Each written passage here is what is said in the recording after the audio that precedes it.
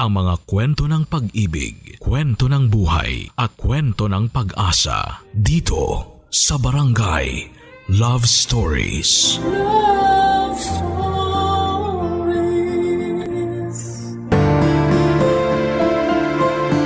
Talaga namang masaya kapag nakakasundo natin ang lahat ng ating nakakasalimuha.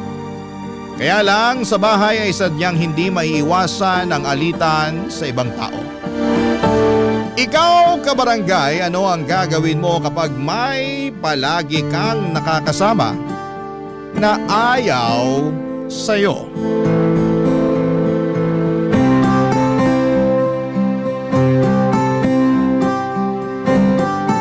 Dear Papa Dudut, isa pong magandang araw sa inyo at sa mga kabarangay natin sa Barangay LS. Masaya talaga ang feeling kong makapagsulat sa inyo. Solid fan ako ng programa ninyong Barangay Love Stories na siyang inaabangan ko tuwing tanghalian. Kapag nakikinig nga ako'y nababalikan ko rin ang naging buhay ko. Naalala ko rin ang ilan sa mga pinagdaanan ko. Lalo na ang mga naranasan ko na masaya sa aking pakiramdam. Siya nga pala, Papa Dudut, ako po si Catalina, 65 anyos at tubong Nueva Ecija. Noong nasa tamang edad na ako ay lumuwas ako ng Maynila para makipagsapalaran at maghanap buhay. Taong 1977 ay nagsimula akong magtrabaho. Pumasok po ako noon sa isang tindahan ng school and office supplies at nakapwesto ito sa isang kilalang kalsada, ang tinatawag noong araw na Avenida. Ito'y isang karanasan na tuwing naaalala ko ay napupuno ang puso ko ng kapayapaan na may halo ring kaligayahan at pasasalamat. Naalala ko pa rin ang unang beses na nakilala ko ang mga naging katrabaho ko. Ang may-ari ng tindahan na si Manuel at ang bisor na si Teresa. Nakilala ko sila sa job interview ko sa tindahan, Papa Dudut.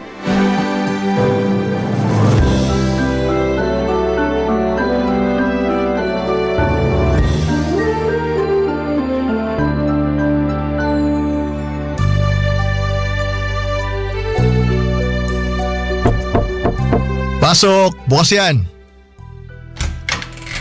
Magandang umaga po. Kayo po ba si Sir Manuel? Oo, ako nga. Ikaw ba si Catalina?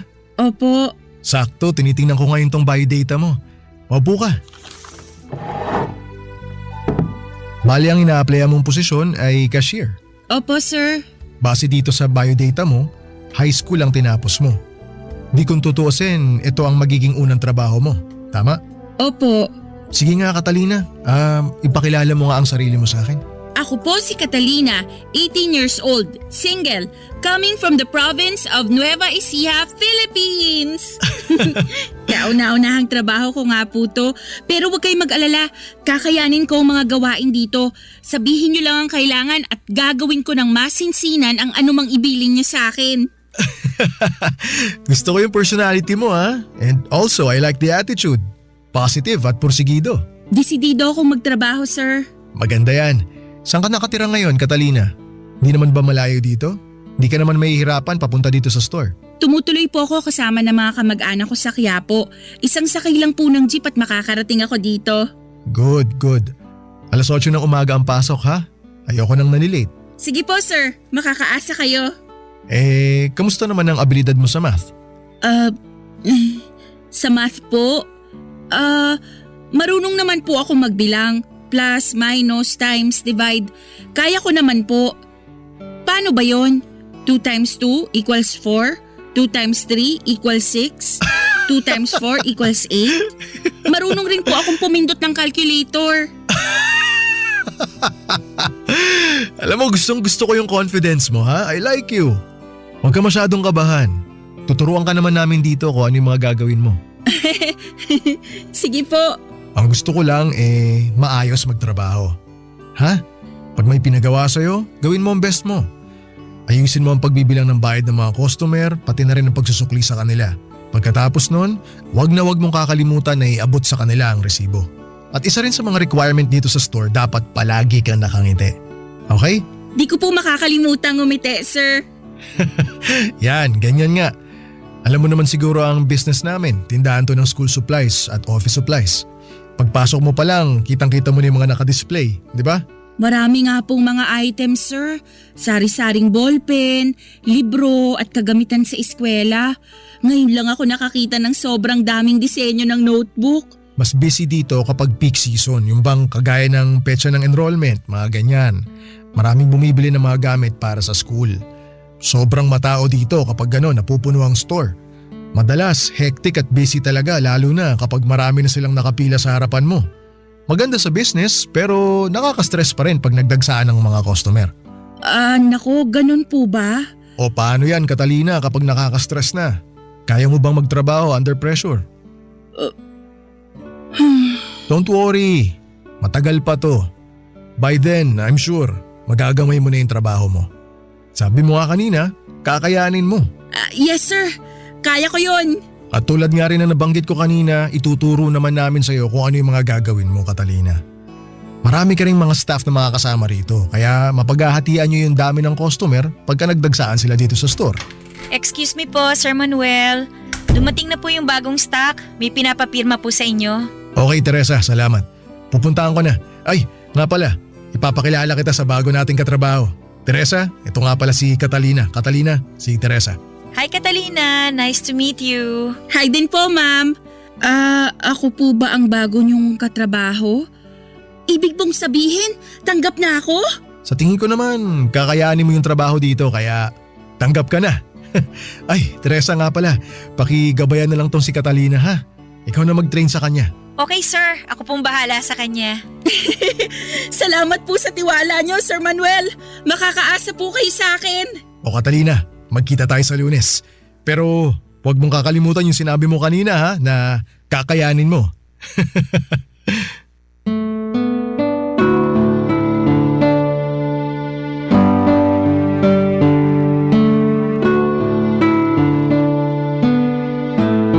Papadudot ang laking tuwa ko noong nagpakita si Manuel ng tiwala sa akin at tinanggap niya ako para sa kanyang store.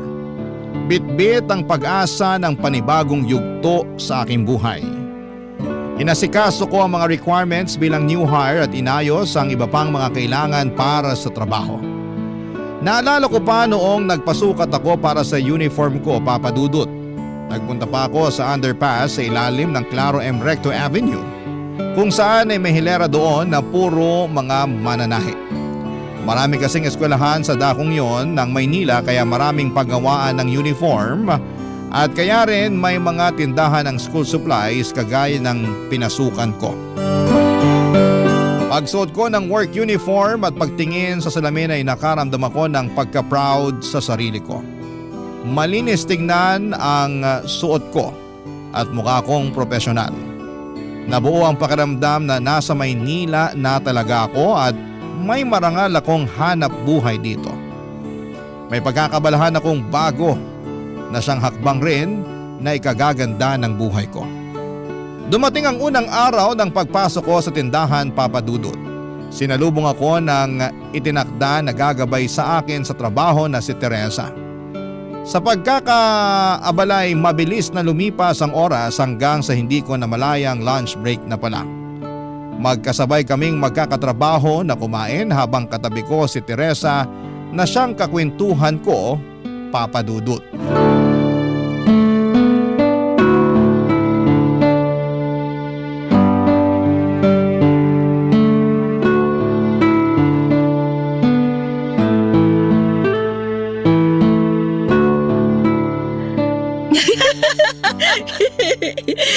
Ay naku Catalina, kanina ka pa humahalakak dyan ha. Nakakatawa kasi yung katrabaho natin. Hindi ko mapigilan ang tawa ko. Pwede na siyang maging komedyante.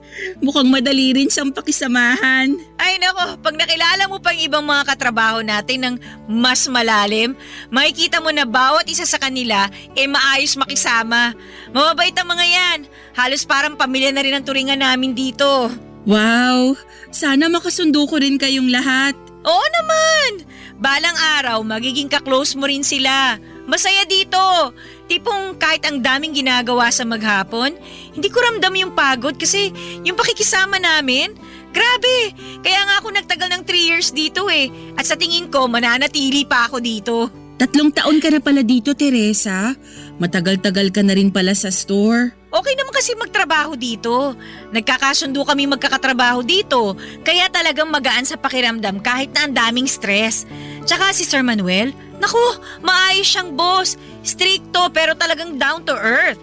Madaling lapitan kapag may tanong ka. Nakikinig siya. Tutulungan kapag resolbahin ang problema mo. Unang tingin ko sa kanya, ang tapang ng itsura niya. Tipong pag gumawa ka ng pagkakamali, dapat humanda ka sa sasabihin niya dahil paprangkahin ka talaga niya. Kahit masasaktan ka, sasabihin niya. Huwag kang matakot kay Sir Manuel. Lahat ng inuutos niya para sa ikaayos ng store yun. Curious lang ako, paano siya kung magalit? Nakita mo na ba? Ang tanong, nagagalit nga ba siya? Naku, hindi ko pa nakita magalit yun si Sir Manuel kasi palagi siyang kalma kapag kinakausap kami. Kahit isang beses? Nai-stress naman siya, oo. Lalo kapag peak season tsaka tambak talaga yung mga asikasuhin. Pero sa nakita ko kay Sir, palagi siyang mahinahon sa amin. Sa bagay, di naman din namin kasi siya sinusuway eh. Sa sinabi mong yan, nakahinga ako ng maluwag-luwag.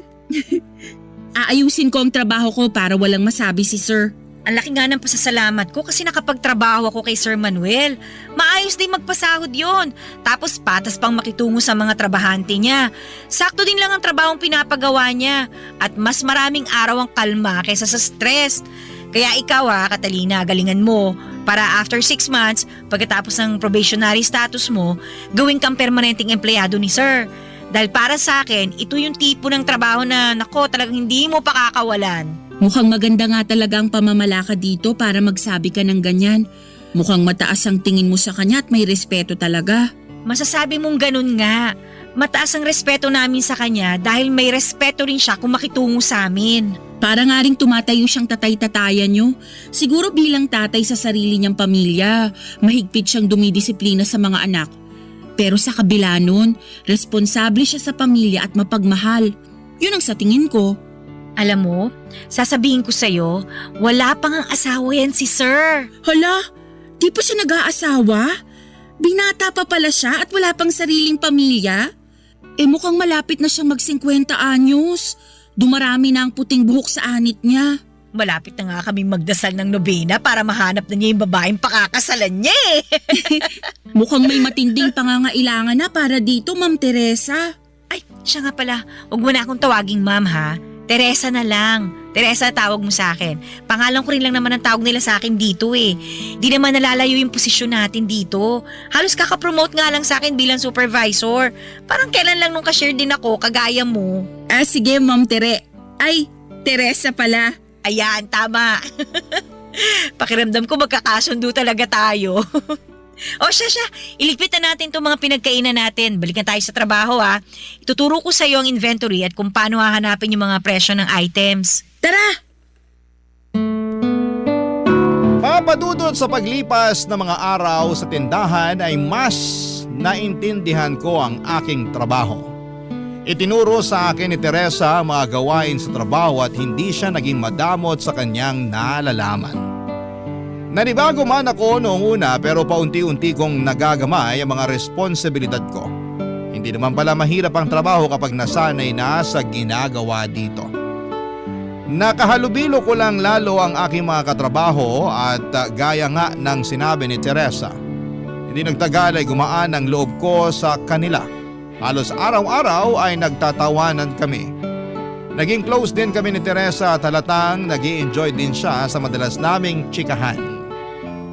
Iba talaga kapag kwela at masayahin ang palagi nating nakakasama. Dahil nakakahawa ang positibong pananaw nila sa buhay, papadudot. Naramdaman ko noon ang pagiging komportable sa pinapasukan ko. Naintindihan ko kung bakit nagtagal si Teresa sa pamamasukan sa tindahan. Masarap sa pakiramdam ang naging trabaho kong ito. At nang mga panahong yon ay hinahangad ko ang pagpasok sa tindahan araw-araw. Ngunit sa kadahilan ng hindi ko akalain ay may tutuldok pala sa kapayapaang ito, Papa Dudut. May malalabag pala akong kalakaran sa loob mismo ng trabaho na siyang lalabag din sa kalooban ng aking katrabaho na si Teresa, Papa Dudut. Barangay Love Stories. Barangay Love Stories. Lumipas ang panahong yon ng matiwasay.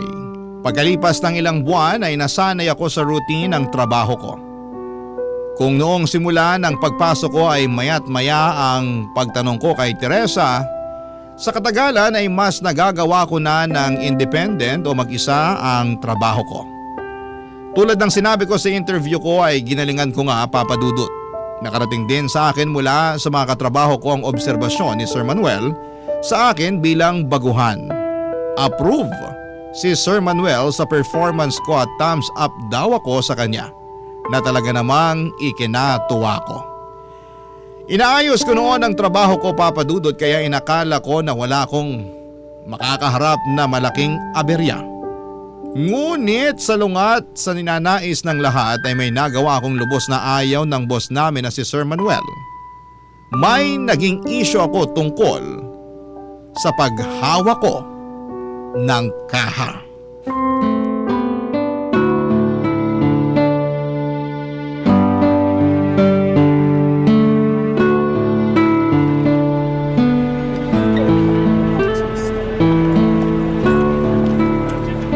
Maraming salamat po sa pagbili nyo, sir.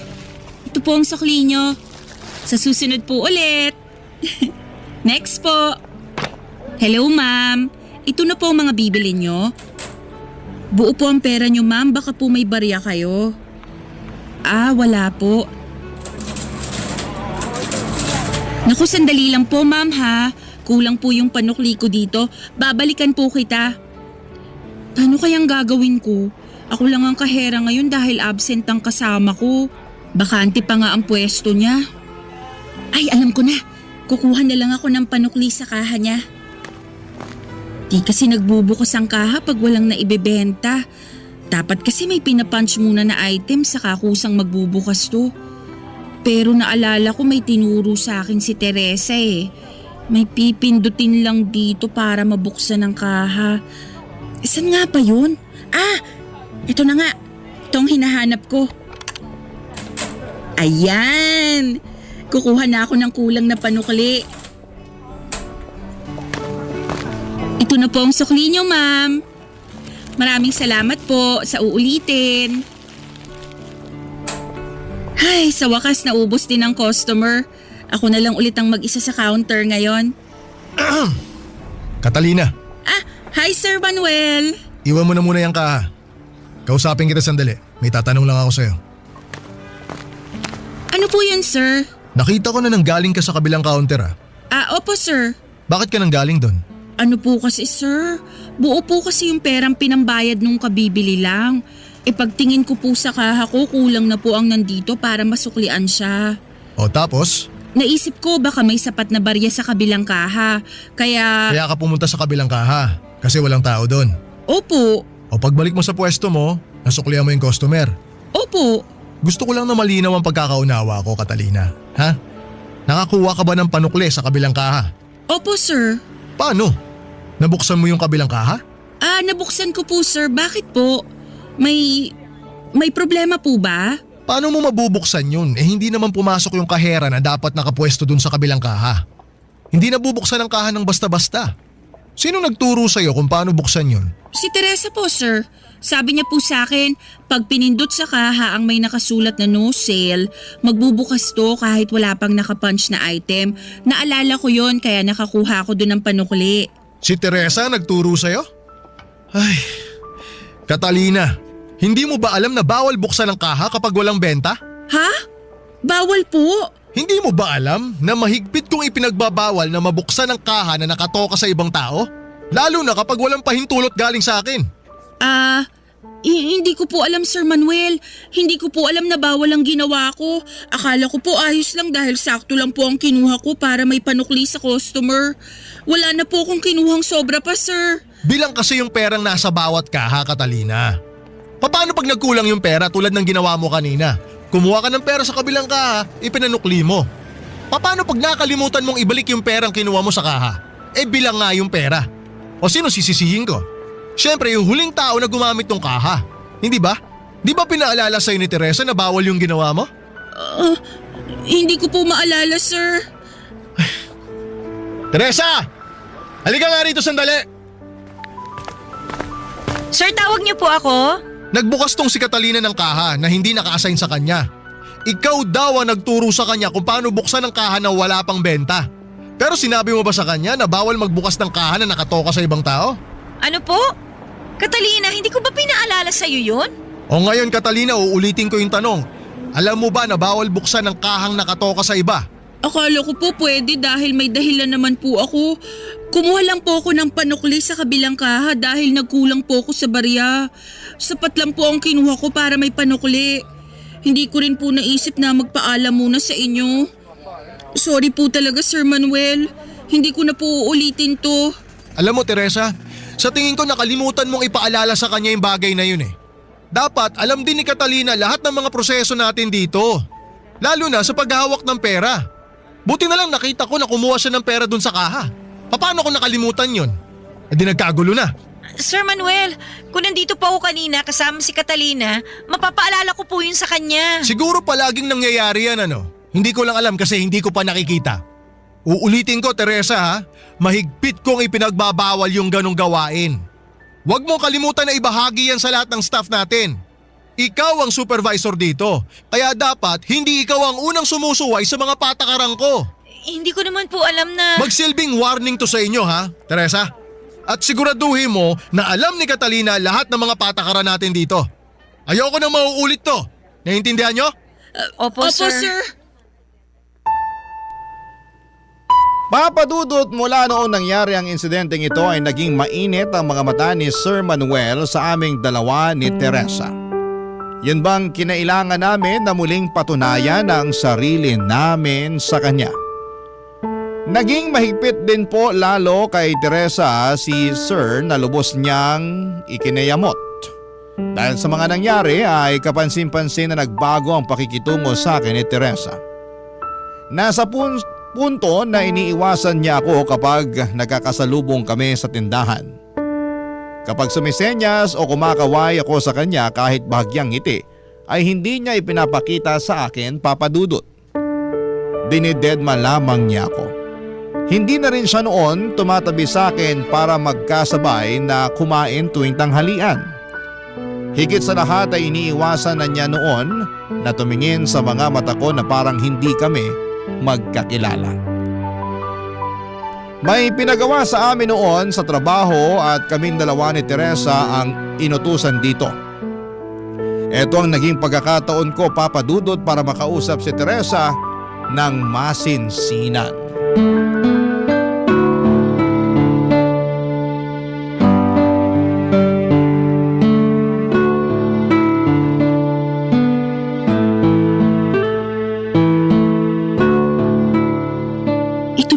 Bagong items. Mag-shelving na tayo, Teresa. Ilalabas ko na mula sa kahon ng items. Iligpit na natin at i-display ang mga bagong produkto. Ang gaganda pala nitong mga panulat. Sari-sari ang makukulay na disenyo. Sigurado akong papatok to sa mga bata. Tignan mo, Teresa, oh. May naka-imprenta pa dito na usong cartoons ngayon. Ayaw mo bang tignan? Siguro hindi ka interesado. Saan to ilalagay? Ha? Ano, dyan lang. Kasama ng mga ballpen. Sige, Teresa. Tama bang pagkakalagay ko, Teresa? Nilagay ko ang mga lapis sa tabi ng mga ballpen. Ayos ba to? Ayos na yan. Ayusin ko na lang mamaya pag mag-isa na lang ako dito. Ako na lang mag-aayos, Teresa. Para hindi ka na mahirapan. Maganda na bang pagkakaayos ko sa mga lapis? Ay, ako na sabing bahala dyan eh. Pabukas na lang ng mga kahon. Sige, Teresa. May gusto akong ikwento sa'yo, Teresa. Matatawa ka. Gusto mong pakinggan? Ay, parang hindi ka pa rin interesado. Ayan, tapos ko nang i-display ang mga kailangan. Ayos! Teresa, nagsishelving ka pa rin. Mukhang marami ka pang kailangang i-display Gusto mo tulungan kita? Hindi na, kaya ko na to. Sige. Ibabalik ko na lang ang mga sobrang items sa stockroom. Teresa, gusto mong isabay ko na yung mga gamit mo? Ano ba, Catalina? Ha? Bakit? May nasabi ba ako? Ang kulit mo kasi! Papansin ka masyado. Huwag ka nga. Gusto lang naman kitang tulungan. Pwes hindi ko kailangan ng tulong mo. Ba't ba ang init ng ulo mo, Teresa? May nangyari ba? May kinaiinisan ka ba? Di ba halata? Hindi ko alam. Aba, isipin mo. Anong kinaiinisan mo? Hina naman ang kukote mo. Ispelingin ko na para sa'yo, ha? Hindi ano, kundi sino. Sino? Sinong pinanggigigilan mo? Hindi ako makapaniwalang hindi mo pa rin makuha. Ang pangalan niya ay nagsisimula sa letter C. Letter C? Wala naman tayong ibang katrabahong may pangalang nagsisimula sa letter C. Maliban sa... Teka, Oh, ano? Kilala mo na kung sino? ako? Ako lang dito ang may pangalan na letter C nagsisimula. Tumpak! Nakuha mo! Ang tagal rumihistro, ha? Oo, ikaw ang problema ko, no? Bakit naman? Anong ginawa ko sa'yo? Hindi mo na ba maalala? Kung hindi dahil sa'yo, hindi ako mapapagalitan ni Sir Manuel. Sa tagal ko dito, ngayon lang ako pinag-initan ni Sir. Ngayon ko lang nakitang magalit siya. Tapos sa akin pa talaga niya binuntong yung irita niya at pagka-istrikto niya. Kaya eto, bawat kibot ko ngayon, minamanmanan pa rin niya. Kung tratuhin niya ako ngayon, kala mo hindi ako marunong sa trabaho ko eh. Hindi naman ako kagaya mo, no? Ito ba yung tungkol sa pagkuha ko ng barya sa ibang kaha? Yung pinagsabihan tayo parehas ni Sir dahil bawal pala yun? Teresa, hindi ko naman sinasadya yun eh. Huwag ka na magdahilan. Wala namang magagawa yung mga pagpapalusot mo eh. Basta tuwing nakikita kita, umiinit ang ulo ko. Ayoko nakikita ka o nakakasama ka. Kung pwede lang na huwag ka nang pumasok sa trabaho na to para hindi na kita makita ulit eh. Magiging masaya pa ako pag nangyari yon. Di ko naman gusto yung nangyari nun. Hindi ko naman alam na dahil sa ginawa ko ay magagalit si Sir Manuel, lalo na sa'yo. Teresa naman, intindihin mo rin naman ako. Kung alam ko lang na aabot sa puntong to, sana hindi na lang kita pinakisamahan. Ikaw na nga ang tinuruan ko eh, ako pang dinamay mo sa sarili mong pagkukulang. Sino ka ba dito? Baguhan ka pa lang Kumuha ka na kagad ng eksena. Pinahamak mo pa ako. Ang sakit mo naman magsalita, Teresa. Nakakasakit ka na Sana hindi ka na lang natanggap na magtrabaho dito. Pahamak ka talaga. Ayoko nang kausapin ka. Umalis ka na lang dito sa tindahan at huwag ka nang babalik pa. Maraming araw ang lumipas na ganito ang sitwasyon namin ni Teresa Papadudut. Malayo sa dati na maligaya ang samahan naming dalawa. Naging mabigat sa loob ko ang pagpasok sa trabaho araw-araw. Naging komplikado dahil sa sama ng loob na nararamdaman ni Teresa para sa akin. Naiilang ako noon kapag nagkikita kaming dalawa sa trabaho. Yung bang magkasama nga kami pero palagi siyang nagpapanggap na wala ako doon. Pakiramdam ko noon, Papa Dudut, ay nagkaaway kami at hindi na magbabati. Pakiramdam ko ay meron akong kaaway na pilit kong kinasasalamuha dahil nasa iisang trabaho kami samantalang ayaw naman niya na nandoon ako. Kapag nasa tindahan ako, Papa Dudut, ay ang bigat-bigat ng feeling ko dahil sa kanya. Hindi ko na alam noon ang gagawin ko, Papa Dudut. Barangay Love Stories. Barangay Love Stories. Papa Dudut, dumating sa punto na nahihirapan akong kumbinsihin ang sarili ko na pumasok pa sa trabaho. Dahil ito sa sitwasyon namin ni Teresa. Tuwing umaga ay hirap akong gisingin ang katawan ko na para bang labag sa akin na bumangon. Haharapin ko na naman kasi ang isang araw na kailangan kong pakisamahan si Teresa. Sa isip ko noon kapag pumasok ako'y mararanasan kong muli ang malamig na pagtrato sa akin ni Teresa. Masakit sa kalooban ko ito, Papa Dudut. Madalas sa pag-uwi ko mula sa trabaho ay wala ko sa wisyo na nasasabayan ng pag-iyak ko bago matulog. Sumagi sa isip ko, Papa Dudut, na sumuko na lamang at maghanap ng ibang trabaho para hindi na muling makasalimuha pa ang isang taong ayaw naman po sa akin. Pero alam mo, Papa Dudut, may pakiramdam ako noon na ito'y pagtatampo lamang ni Teresa. May bahagi sa akin na naniniwalang lilipas din po ito. Naguguluhan ako noon paano nga ba re-resolbahin ang problema ko. Ang tanging ninanais ko lamang noon ay ang magkaayos kami ni Teresa at buong puso ko itong hinangad, Papa Dudut. Nagpasya ako na hindi maaaring magtagal ang ganitong sitwasyon naming dalawa. Nag-isip ako ng paraan upang maresolba ang aming pag-aaway, Papa Dudut.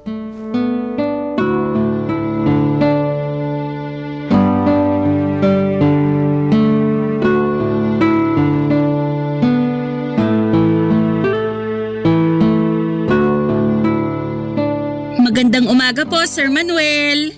Magandang umaga, Catalina. Yan ang gusto ko sa'yo eh. Lagi mong inuunahan yung shift mo.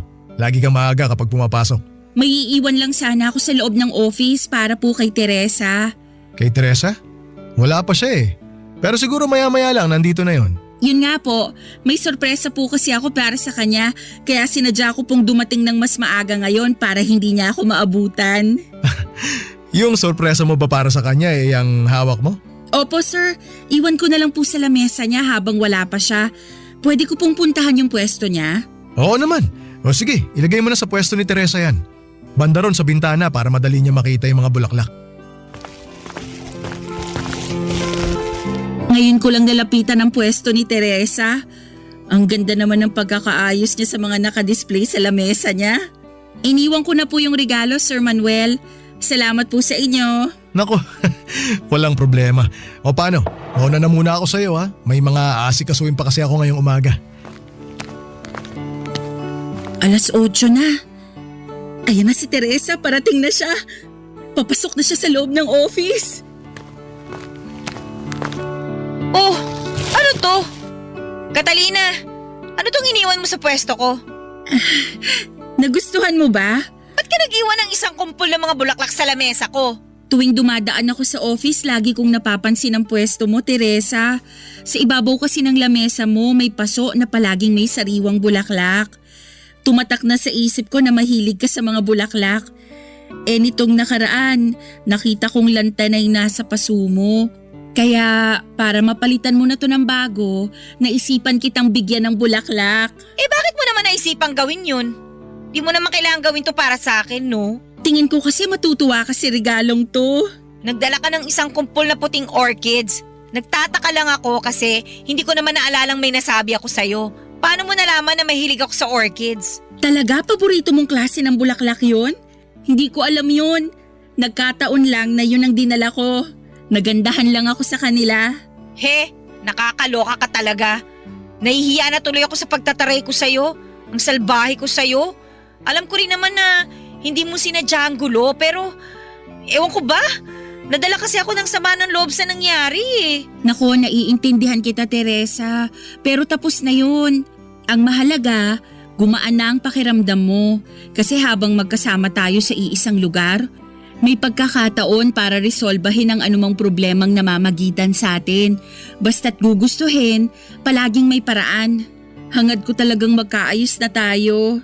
Ganong kahalaga ang pagkakaibigan natin para sa'yo? Oo naman, Teresa. Ang saya mo kayang kasama. Sobrang namimiss ko na yung kulitan natin. Sabik na akong bumalik tayo sa dati nating pagsasama na puro tawanan lang. Bale, nagustuhan mo ba yung sorpresa ko para sa'yo? Hindi. Ha? Kala ko ba mahilig ka sa orchids? Hindi dahil doon. Baka akala mo lang kasi na okay na tayo. Hindi pa tayo bate, no? Bakit naman? May hindi ka pa sinasabi sa akin eh. Na ano? Yung kung saan ang galing itong mga niregalo mo sa akin ng mga bulaklak. Sang lupalop mo ba ito nadampot? Ang gaganda ah.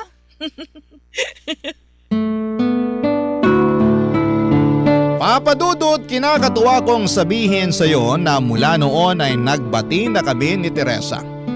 Muli ay pinapansin na niya ako at nag-uusap na kami ng kagaya ng dati at nagbibiruan ulit kami na parang noong dati.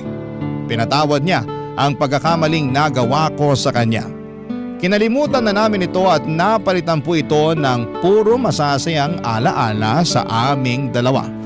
Bumalik ang gana ko sa pagpasok sa trabaho dahil muling nagkaroon ng kapayapaan sa loob ng tindahan. Nakita rin ng mga katrabaho namin ang pagbati namin ni Teresa at masaya sila para sa amin. Pakiramdam ko na mula noong nagbati uli kami ni Teresa ay naging mas close pa kami kesa sa dati. Mas nagkwekwento na siya sa akin ng mga personal na kaganapan sa buhay niya. Alam daw niya mapagkakatiwalaan niya ako at ipinakilala pa niya sa akin ang kanyang naging nobyo.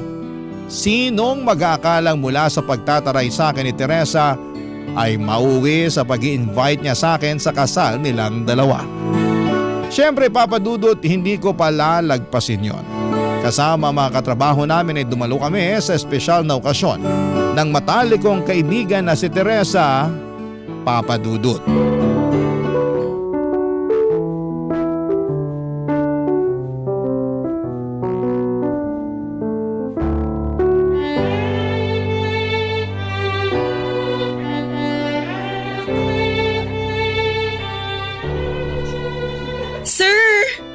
Sir Manuel!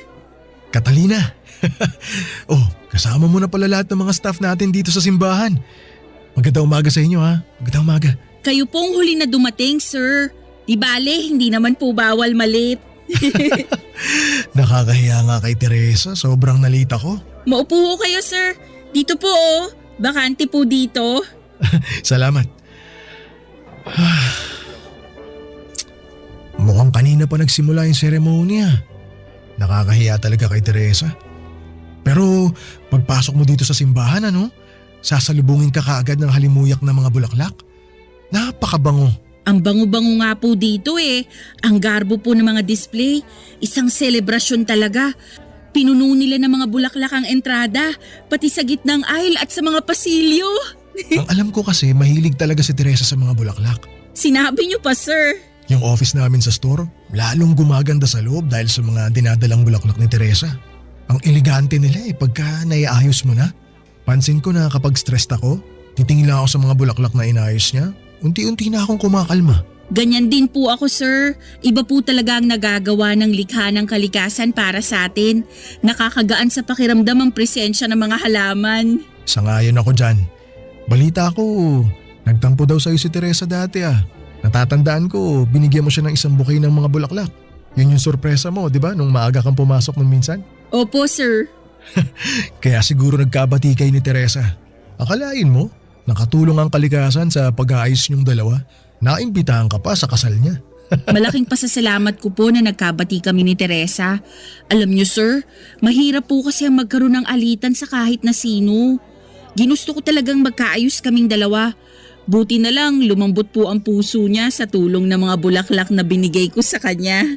Eto sasabihin ko sa'yo mula nung magkaayos kayo, hindi lang kayong dalawa ang nakahinga ulit ng maluwag noon. Pati kaming mga kasama ninyo. Nakakatuwa talaga na naisip mo na bigyan siya ng bulaklak. Nahuli mo yung kiliti ni Teresa. Siyempre, para peace ang lahat. Oh, ayan na, you may kiss the bride na raw.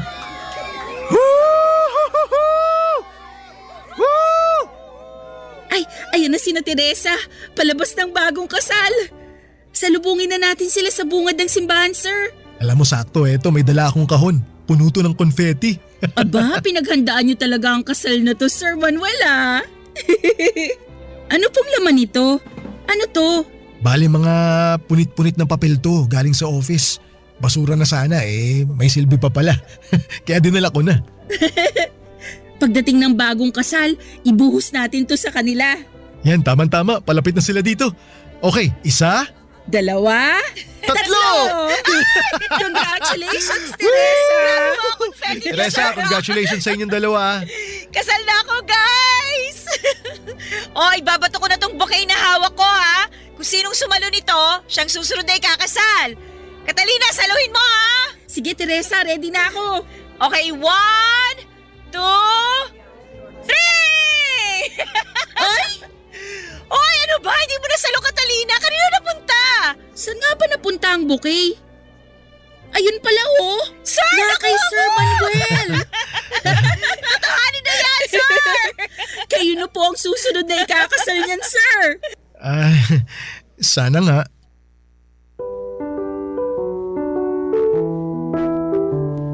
Papadudot mula ng kinasal si Teresa ay hindi nagtagal ay nakahanap nga si Sir Manuel ng babaeng mamahalin. Balita ko ay nagkatuluyan si Sir Manuel at ang nakilala niya, Papadudot, at nagbuo sila ng pamilya. Sa katagalan ay nagkanya-kanyang landas kami ni Teresa. Pinagtuunan na namin ang sarili naming pamilya. Ngunit sa matagal na panahon mula noon ay nanatili ang komunikasyon namin. Kapag may bakanting oras ay nagagawa naming magtsikahan sa telepono, nag-uusap na katulad lamang noong nasa trabaho pa kami. Sa ganitong paraan ay parang magkasama pa rin kami sa aming mga karanasan bilang mga nanay at sa pagpapalaki ng aming mga anak. Hindi ko inakala noon na magiging ganito kalalim ang pagkakaibigan namin ni Teresa kahit minsan ay nagkalamat sa aming dalawa. Mula sa taus-pusong kagustuhan kong magkaayos kami ay nabiyayaan pa kami ng higit pa dito. Ang tunay na pagkakaibigan na panghabang buhay. Papadudot, totoo na ang mabuting pakikisama sa ating kapwa ay parang bulaklak na maaaring mamunga ng labis pa sa ating inaasahan. Hanggang dito na lamang po ang kwento ko, Papadudot. Maraming salamat kung sakaling mapili po ninyo ang sulat ko para sa programa ninyo. I love you all and more power po sa Barangay Love Stories. Ang inyong forever kapuso at kabarangay, Catalina. Barangay Love Stories. Barangay Love Stories. Nakakaantig naman talaga ang ating kwento. Ikaw ba, kabarangay? Nakarelate ka ba sa story natin ngayon? Kwentuhan naman tayo dito sa comment section. Nagustuhan ng iyong napakinggan? Ituloy yan via live stream sa www.gmanetwork.com/radio. Barangay LS 97.1 forever. Ang mga kwento ng pag-ibig, kwento ng buhay at kwento ng pag-asa dito sa Barangay Love Stories. Love Stories.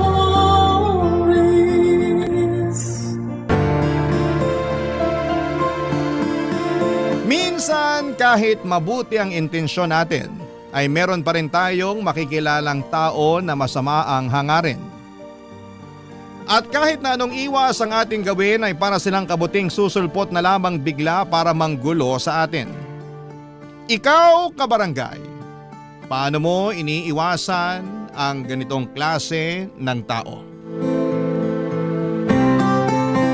Dear Papa Dudut, magandang araw po sa inyo at sa mga tulad kong avid listener ng Barangay Love Stories. Tawagin niyo na lamang po ako sa pangalang Krista. 36 years old at residente ng Marikina City.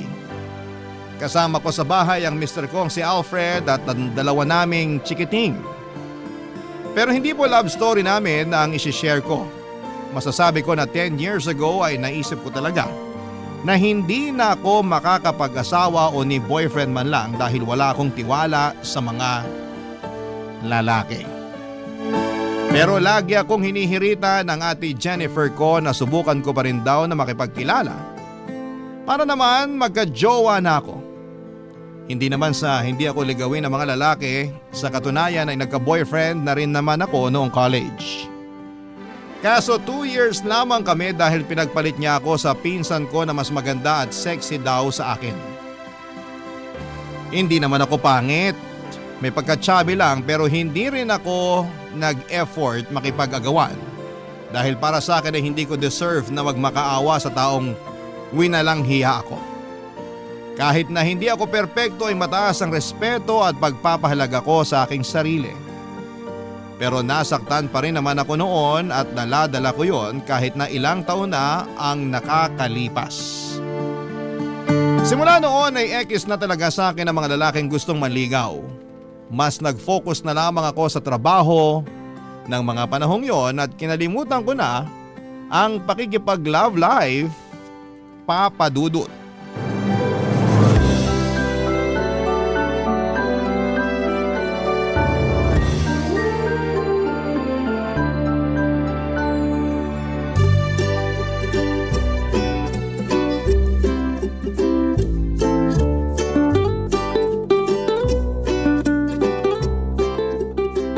Naku, malapit na ako mag-31. Ibig sabihin sa susunod na taon, lagpas na ako sa kalendaryo. Bakit? Anong meron? Kasi hanggang ngayon, wala pa rin akong asawa. May paligsahan ba? Siyempre wala. Wala naman pala eh. Kumalma ka lang ate. Paano ako kakalma? Magta-31 na nga ako. Tapos wala pa rin akong asawa hanggang ngayon. Hindi naman requirement na mag-asawa ka na kung 31 ka na. Hay, hindi mo kasi naiintindihan, sis. Sige nga, ipaintindi mo sa akin. Ganito kasi yon. Karamihan sa mga kaedad ko, nagsisipag-asawa na. Meron nga may 2 o 3 anak na eh. Eh ako, ni boyfriend wala. Kaka-break mo lang, 'di ba? Yun nga. Pero meron na uli akong kinakausap. Talaga? Oo. Ibang klase. Ikaw yung babaeng hindi nababakante. Sa bagay, masyado ka ring ligawin pero sana naman yung magiging boyfriend mo ay hindi na loko-loko katulad nung ex mo, pati nung nakarang ex mo. Sana nga. Kalma ka lang kasi. Kung marami sa mga kaedad mo yung may asawan at mga anak, meron pa rin naman yung mga katulad naming single and happy. O, ikaw pala. Anong ako? Don't tell me plano mo nang di mag-asawa niyan ha. Hoy, ipapaalala ko lang sa'yo na 26 years old ka na. College ka pa nung huling may pinakilala sa akin. Ang tagal na nun. Wala ka pa rin bang bagong natitipuhan? Wala kasi, focus ako sa trabaho ko. Hindi ka naman napapasaya ng trabaho mo. Napapasaya ako ng sweldo ko. Pero ano na, wala ka bang balak mag-boyfriend man lang? Baka nakakalimutan mo, di ka na bumabata. Hindi naman ako nape-pressure, ikaw lang ate. Kahit na, pag umabot ka sa edad kong to, maiintindihan mo yung pakiramdam na para kang nakikipaghilahan ng panahon sa kalendaryo. Kaya nga habang maaga pa lang, subukan mo na uli magjowa. Malay mo, for keeps na pala this time. Tinatamad kasi ako. Tinatamad? O takot ka lang uli masaktan? Kasama na yun. Marami akong what ifs eh. What if lokohin ulit ako katulad nung ginawa sa akin ng ex ko? What if tama ka? Paano kung masaktan ulit ako? Ayoko na ulit maranasan yun. Tapos na ako sa sawi era ko. Matanong nga kita, gusto mo bang tumandang dalaga? Ate naman eh. Tigilan mo ako sa kagaganyan mo. Kung ako sa'yo, lalabas ako tuwing Biyernes ng gabi, sasama ako sa mga katrabaho kong gumimik. Alam mo namang hindi ako mahilig mag-bar. Subukan mo lang kahit minsan. Malay mo may makilala kang type mo. Kung ayaw mo naman, mag-install ka na lang ng dating app. Uso naman yun. Alam mo kung anong gusto kong gawin? Ano? Matulog. Sleep deprived kaya ako ate. Aga-aga ng pasok ko tapos minsan late na ako nakakauwi dahil sa heavy traffic. Ang boring mo naman, girl. Whatever you say. Dapat kasi gayahin mo ko. 2 buwan lang kung mag-move on. FYI, nakapag-move on na ako. Hay nako, bahala ka. Basta, sinabihan kita. Papa Dudut, masasabi kong may point naman si ate sa mga sinabi niya sa akin. Wala namang masama kung subukan kong makipagkilala ulit dahil matagal na rin namang nangyari yung panluloko sa akin ng ex-boyfriend ko. In fact, hiwalay na sila ng pinsan naming yon. Ewan. Baka karma na nila yon sa ginawa nila sa akin pero wala na akong pakialam sa kanila. Sinubukan pa ngang makipagbalikan ng ex ko sa akin pero nek-nek niya. Kaya lang kahit naka-move on na ako ng husto ay atrasado pa rin ako. Dahil ang dami kong nababalitaang naghihiwalay na magjowa o mag-asawa lalo na sa opisinang pinagtatrabahuhan ko. At ang madalas na rason ay third party. At ang naglolo ko ay mga jowa o asawang lalaki. Kung bakit kasi hindi na lang sila makontento sa mga karelasyon nila. O kung ayaw na nila, bakit hindi nila hiwalayan ng maayos? Gusto pa talaga nila yung mga niloloko sila. Alam kong hindi naman lahat ng lalaki ay ganon pero majority ay oo. Kaya tanong ko rin to sa mga lalaki bakit ganon? Ano bang meron? Exciting ba ang magloko? Magkasama kami ni Ate Jennifer sa apartment na nirerentahan namin at katulad ko ay single pa rin siya ng mga panahon na yon. Pero bago siya naging single ay nanggaling siya sa 2 breakup sa loob lamang ng 6 months. May naging boyfriend siya ng 1 buwan, nagloko kaya naghiwalay sila. Nag-move on siya for 2 months. May naging boyfriend ulit siya at nagloko na naman tapos nag-move on ulit siya for 2 months. Tapos may ka-talking stage na. Kung meron sigurong medalya para sa paramihan ng mga nagiging jowa ay pwede ko nang sabitan si Ate Jennifer. Sa bagay maganda kasi siya, sexy at makinis ang kanyang balat. Lapitin ang mga kalalakihan kasi walang taste, pumili yung kapatid ko. Madali kasi siyang madala sa mga matatamis na salita kaya hindi na niya kinikilala ng mabuti yung lalaki. Katwiran niya, malapit na siyang lumagpas sa kalendaryo kaya kailangan na niyang makapag-asawa.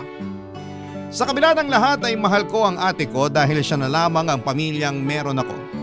Maaga kasi kaming naulila sa mga magulang nung sabay namatay sa aksidente ang parents namin. Tumira kami sa bahay ng tiyahin namin sa mother side sa Montalban, Rizal.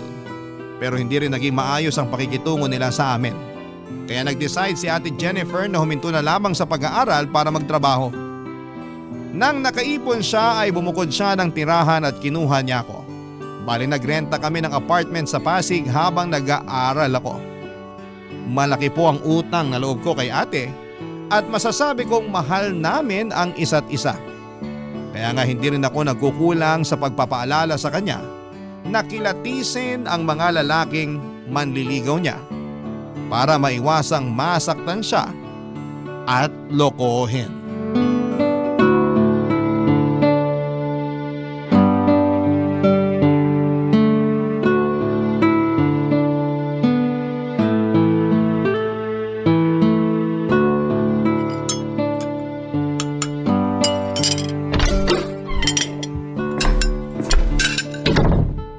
Nandito na ako. Oh, ang bilis mo naman, mahal. Sino ka? Ikaw, sino ka? Kapal na mukha mo. Para sabihin ko sa'yo, nakatira ako rito. Ikaw, sino ka? Nasaan Ako si... Ito.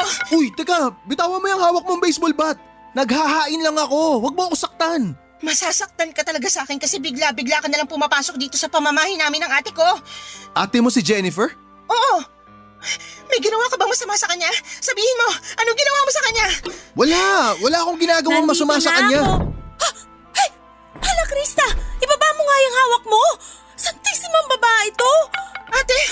Oh my gosh, buhay ka, ate! Ha? Ano ba kasing akala mo? Akala ko may ginawang masama sa'yo yung lalaki na yan eh. Hindi ako masamang tao. Sino ka ba kasi? Tsaka, bakit ka nasa apartment namin at nakikialam ng mga gamit namin? Teka, isa-isa lang ang tanong. Mahina ang kalaban. Kumalma nga muna tayo, okay? Upo muna tayo. Ayokong kumalma at ayokong umupo hanggat di ko nalalaman kung sino yung lalaki na yan, ate! Hindi mo kailangang sumigaw. Naririnig kita. Sino ba kasi yan? Ikaw ba nagpapasok dyan? Oo. Pasensya ka na kasi hindi ko agad nasabi sa'yo na may bisita ako. Siya si Resty. Boyfriend ko. Boyfriend mo? Oo. Pumunta siya rito kasi sabi ko ipapakilala ko na siya sa'yo. Ayan o. Nag-effort pa nga siyang magluto kaso naubusan tayo ng soft drink sa ref. Kaya lumabas muna ako para bumili. Di ko naman alam kamuntik mo na siyang paluin ng baseball bat dyan. Sino ba naman kasi hindi matatakot? Hindi ko naman siya kilala. Sana kasi inabisuhan mo muna ako ng mas maaga na may bisita ka pala. Kaloka ka rin, ate. Sensya na, huwag ka na ma-high blood. Sige ka, baka sumakit batok mo. Ay, nako. Pasensya ka na, Resty. Masyadong mainit tong kapatid ko. Sana di ka niya natakot ha. Mabait naman yan. Nagulat lang talaga. Naku, wala yun. Cute nga sa mga babae yung ganun eh. Yung magugulatin. Anong sabi mo? Ang sabi ko, kumain na lang tayo. Baka lumamig tong hinaing ko, sayang naman. Baka kumunat, lalo na tong crispy pata. Bawal ka niyan, Krista. Baka lalo kang ma-high blood. Ewan ko sa'yo, ate. Kasalanan mo naman kung bakit eh. Aba, ako pa nasisi. Ay, pero sorry na kasi. Kumain na lang tayo, medyo nagugutom na rin ako. Ikaw ba, di ka pa gutom? Gutom na rin. Nalipasan na nga ako. Kayo na lang hinihintay ng mga pagkain dito sa mesa. Tara na. Papa Dudut, tandang-tanda ko pa kung gaano ako nainis kay ate ng mga panahong yon. Dahil hindi man lang niya ako inabisuhan na meron siyang bisita. Buti na lamang at hindi ko naihampas kay Resty yung baseball bat namin ni ate sa bahay na pang self-defense. Matapos nga ang komosyon at nang humupa na ang lahat ng emosyon ay nakikita ko naman na masaya si ate Jennifer sa newfound love life niya. Katulad na ulit siya noong dati na palaging nakangiti. Masaya ako kapag masaya ang kapatid ko dahil deserve naman niyang mahalin at alagaan ng isang lalaki. At kung nahanap na niya ang mga katangiang yon kay Resty ay ayos na rin yon sa akin. Kaya nga sinusuportahan ko na lamang siya sa relasyon nila hanggang sa may nalaman ako. Barangay Love Stories. Barangay Love Stories. Papa Dudut, sinabi sa akin ni ate Jennifer na hiwalay na raw si Resty sa misis niya. At nasa poder ng babae ang mga anak na sinusustentuhan na lamang niya. Pero dahil hindi pa annulled ang kasal nila ay lumalabas, nakabit ang kapatid ko. Kaya medyo tumaas ang kilay ko, Papa Dudut. Pero tinikom ko na lamang ang bibig ko at hindi na nagsalita pa since tiwala ako sa sinabi ni ate na alam naman daw ng misis ni Resty na may karelasyon na siya. In fact, meron na ring jowa yung babae ng mga panahong yon. Lumipas pa ang ilang mga linggo at napansin kong dumalas ang pag-uwi ni Resty sa apartment namin. Bagay na nung unay wala namang kaso sa akin pero nang tumagal ay medyo nainis na ako. Ang siste, sa amin na siya umuuwi mula sa shop na pinagtatrabahuhan niya bilang aircon technician. At ang hindi ko lang gusto ay yung pakiramdam na nawawala na ako ng privacy sa sarili naming pamamahay. Dalawa lamang ang kwarto na nirerentahan namin. Sa akin yung isa pero maliit lang yon, kaya sa sana ako tumatambay kapag nasa apartment ako. Kaya lang dahil kasama na namin si Resty, madalas silang nasa sala ng ate ko para manood ng TV at mag-bonding. Ayoko namang makisali sa kanila kasi moment nila yon, kaya nagkukulong na lamang ako sa kwarto habang nagsi-cellphone hanggang sa makatulog. Pero aminado kong nami-miss ko na rin yung dati naming bonding ng ate ko, Papa Dudut.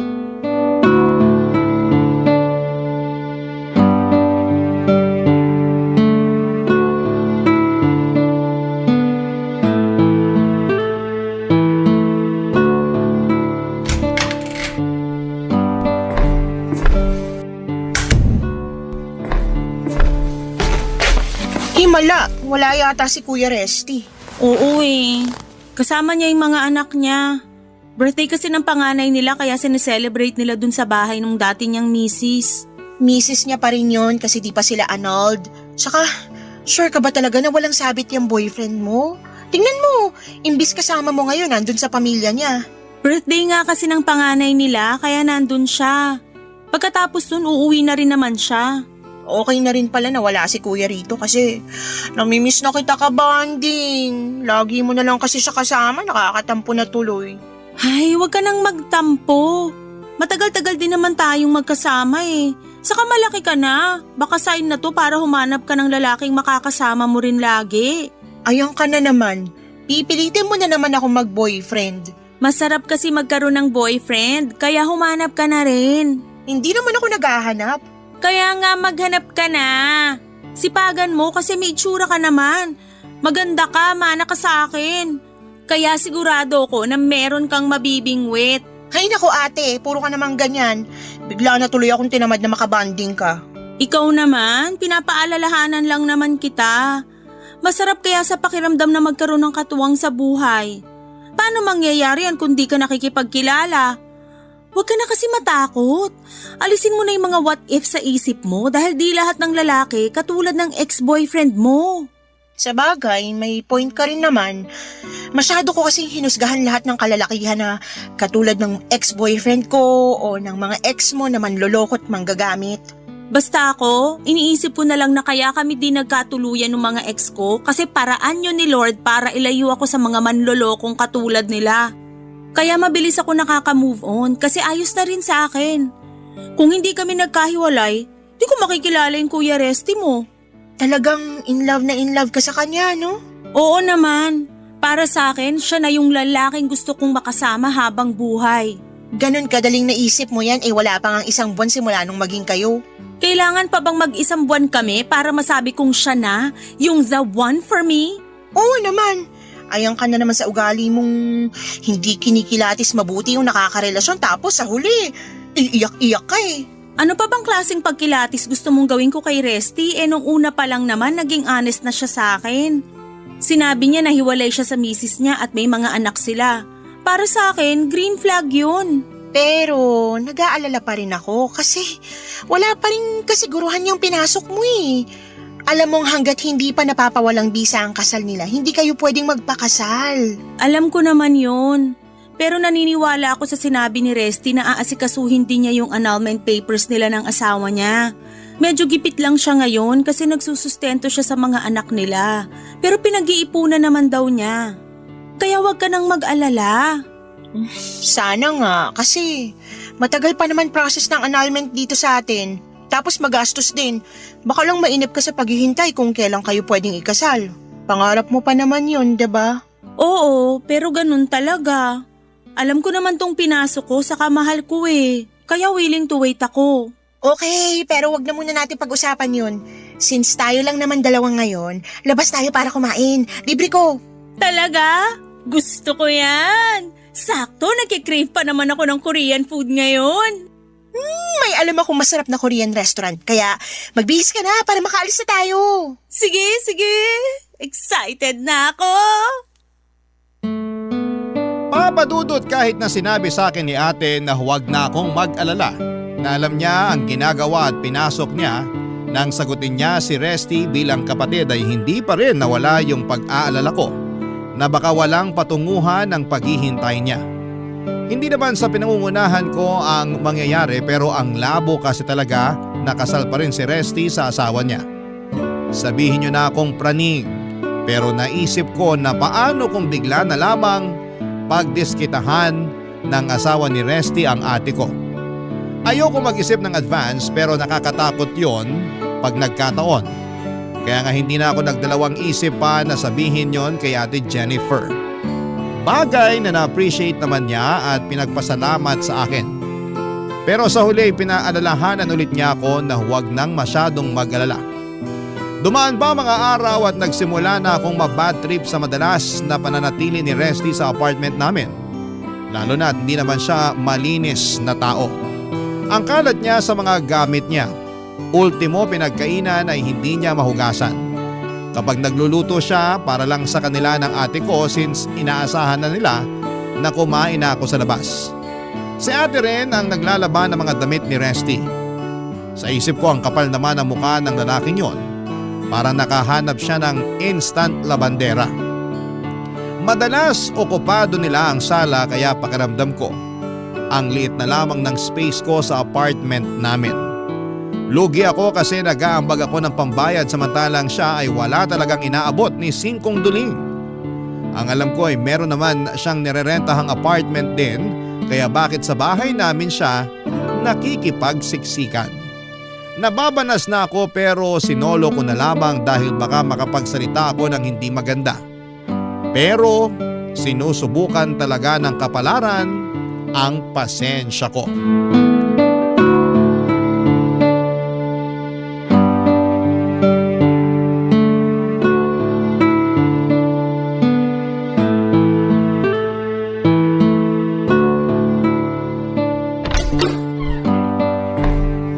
Nandito na ako! O Krista, kumusta? Kuya Resty?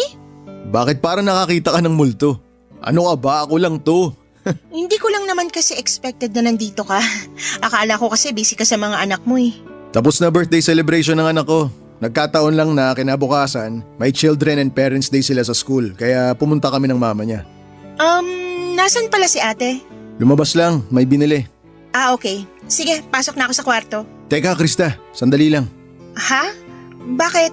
Napapansin ko kasi kapag tayong dalawa lang, lagi kang umiiwas. May problema ka ba sa akin? Wala naman akong problema sa'yo, kuya. Sana nga, ganun talaga. Sa amin ng ate mo, sa relasyon naming dalawa, may problema ka ba? Since natanong mo na rin naman, sige, sasagutin ko na. Yung totoo, wala naman sanang problema sa'yo. Sa relasyon nyo, okay kayo ni ate, kumbaga swa kayo sa isa't isa.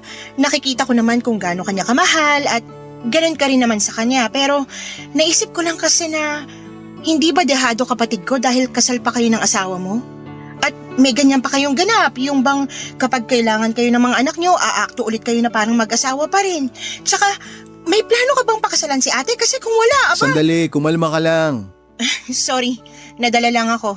Naiintindihan ko naman, kaya nga willing akong sagutin mga tanong mo. Pero, pwede bang maupo ka muna? Huwag kang sumandal dyan sa pinto. Tabihan mo ako rito sa sofa. Ha? Hindi na, ayos lang ako dito. Kanina pa ako nakaupo sa opisina eh. Gusto ko naman tumayo muna. Sure ka? Kasi maluwag naman tong upuan oh. Kasyang-kasya yung makurba mong balakang. Anong sinabi mo? Pakiulit nga. Ang sabi ko, ang sexy mo. Pasensya na pero hindi ko gusto yung sinabi mo. Sa totoo lang ang bastos ng dating. Oh, relax ka lang. Hindi naman kita binabastos. Masyado mo lang binibigyan ng kulay yung sinabi ko. Tsaka, bakit ka ganyan? Yung ibang babae nga natutuwa pag sinasabihan silang sexy pero ikaw nagagalit. Kaya siguro wala ka pa ring boyfriend eh kasi… For your information, ibahin mo ako sa mga babaeng sinasabi mo. Ang tawag doon, pagiging conservative. One more thing, walang kinalaman yon kung bakit wala pa akong boyfriend. Personal choice ko yon, kaya wag kang magsalita dyan na parang kilalang kilala mo na ako. Bakit ka ba nagagalit? Pinapaupo lang naman kita. Ibig sabihin nun, concerned ako kasi ayoko mangalay ka dyang kakatayo. At sinabi ko ng ayos lang ako, 'di ba? Sana doon palang tumigil ka na. Uupo naman ako pag nangalay mga binti ko, hindi mo na ako kailangang sabihan, no? Tingin mo sa akin, bata? Grabe ka naman, sobrang init naman ng ulo mo. Hindi mainit ang ulo. Bakit nakaharang ka sa pinto, Krista? Ate, ikaw pala. Dahil nandyan ka naman, tulungan mo na lang ako magbuhat nitong bitbit kong soft drinks. Dami kasi. May promo dun sa pinuntahan kong convenience store kaya bumili na ako ng 2 buy 1 take 1. Grabe naman, parang pang 2 linggong supply natin to ah. 2 linggo ka dyan, pang-4 na araw lang yan. Favorite kaya ng Kuya Resty mo yung soft drinks kaya nga dinamihan ko na. Di ba baby ko? Oo, baby ko. Lika nga rito, payakap nga ako. Buti pa tong baby ko eh, di masungit. Di tulad ng isa dyan. Papadudot, hindi na nasagot ni Resty yung mga tanong ko sa kanya. Pero wala na akong pakialam pa. Hindi ko na rin kasi nakontrol ang bibig ko kaya napagsalitaan ko na siya matapos niyang magkomento ng ganon. Kahit boyfriend siya ng ate ko ay wala pa rin siyang karapatan kasi hindi naman kami close.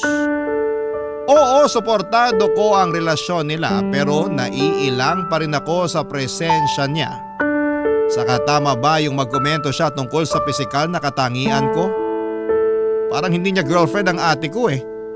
Para sa akin ay napakawalang respeto niya sa ate ko at sa akin mismo. At panghuli ay pagod na akong manahimik pa. Ayokong isipin niya na ayos lang sa akin na pagsalitaan niya ako ng mga ganon dahil hindi lamang ako umiimik. Pero matapos ang pagkakataon na yon ay hindi pa tumigil si Resty sa pagkomento ng kung ano-anong magagandang katangian na nakikita raw niya sa akin. Lalo na sa katawan ko. Ewan ko kung hindi niya ba naiintindihan yung pagsaway ko sa kanya nung unang beses niyang ginawa yon o sadyang nangaasar lamang siya. Akala niya yata katulad ako ng ibang babae na madadala sa mga papuri. Tulad ng sinabi ko ay mataas ang respeto at pagpapahalaga ko sa sarili ko. Hindi ko kailangan ng validation mula sa ibang tao. Lalo na sa kanya. May pagkakataon na namamanyakan ako ng sobra sa tingin niya at nahuli ko pang dinidilaan niya ang labi niya matapos akong sabihang sexy at malaman daw ang puwetan. Kaya nga nag-decide akong sabihin yon sa ate ko. Pero hindi ko akalain, Papa Dudut, nasasabihan niya ako ng filingera at mang-aakit ng boyfriend ng my boyfriend. Barangay Love Stories. Barangay Love Stories. Papa Dudut, masakit po sa akin na sabihang filingera at mga akit ng ate ko lalo pat walang katotohanan ng mga sinasabi niya laban sa akin. Bukod sa hindi ako ganong klase ng babae ay mahal ko ang ate ko at hindi ko siya kayang saktan ng ganon at higit sa lahat ay hindi ko tipo yung mga lalaking malisyosong tulad ni Resty. Kung hindi lang ako nasaktan, nainis din ako kaya hindi lang ako nasaktan, nainis din po ako at nainsulto. Yun kasi ang unang beses na nagsalita ng ganon sa akin si Ate Jennifer at ni sa hinagap ay hindi ko naisip na posible kaming mag-away dahil lamang po sa isang lalaki. Kaya nga napansin ko na lamang na ang lapad ng ngisi sa akin ni Resty pagkatapos ng usapan namin yon ni ate. Siguro expected niyang hindi ako kakampihan ng ate ko kasi na brainwash na niya. Nanggagalaiti ako ng araw na yon pero pinakalma ko pa rin ang sarili ko. Baka kasi lalong lumala ang iringan namin ng kapatid ko nang dahil lamang sa boyfriend niya. Kaya lalo akong nag-set ng boundaries. Hindi na ako nakikipag-usap sa kanilang dalawa kapag nasa apartment ako. Hindi na rin ako lumalabas ng kwarto at madalas ay nagpapalipas ako sa place ng friends ko para lamang hindi sila makitang dalawa.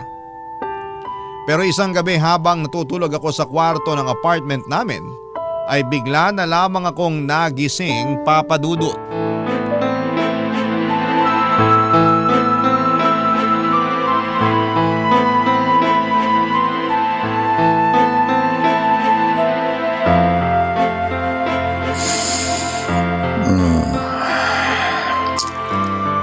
Kinis talaga.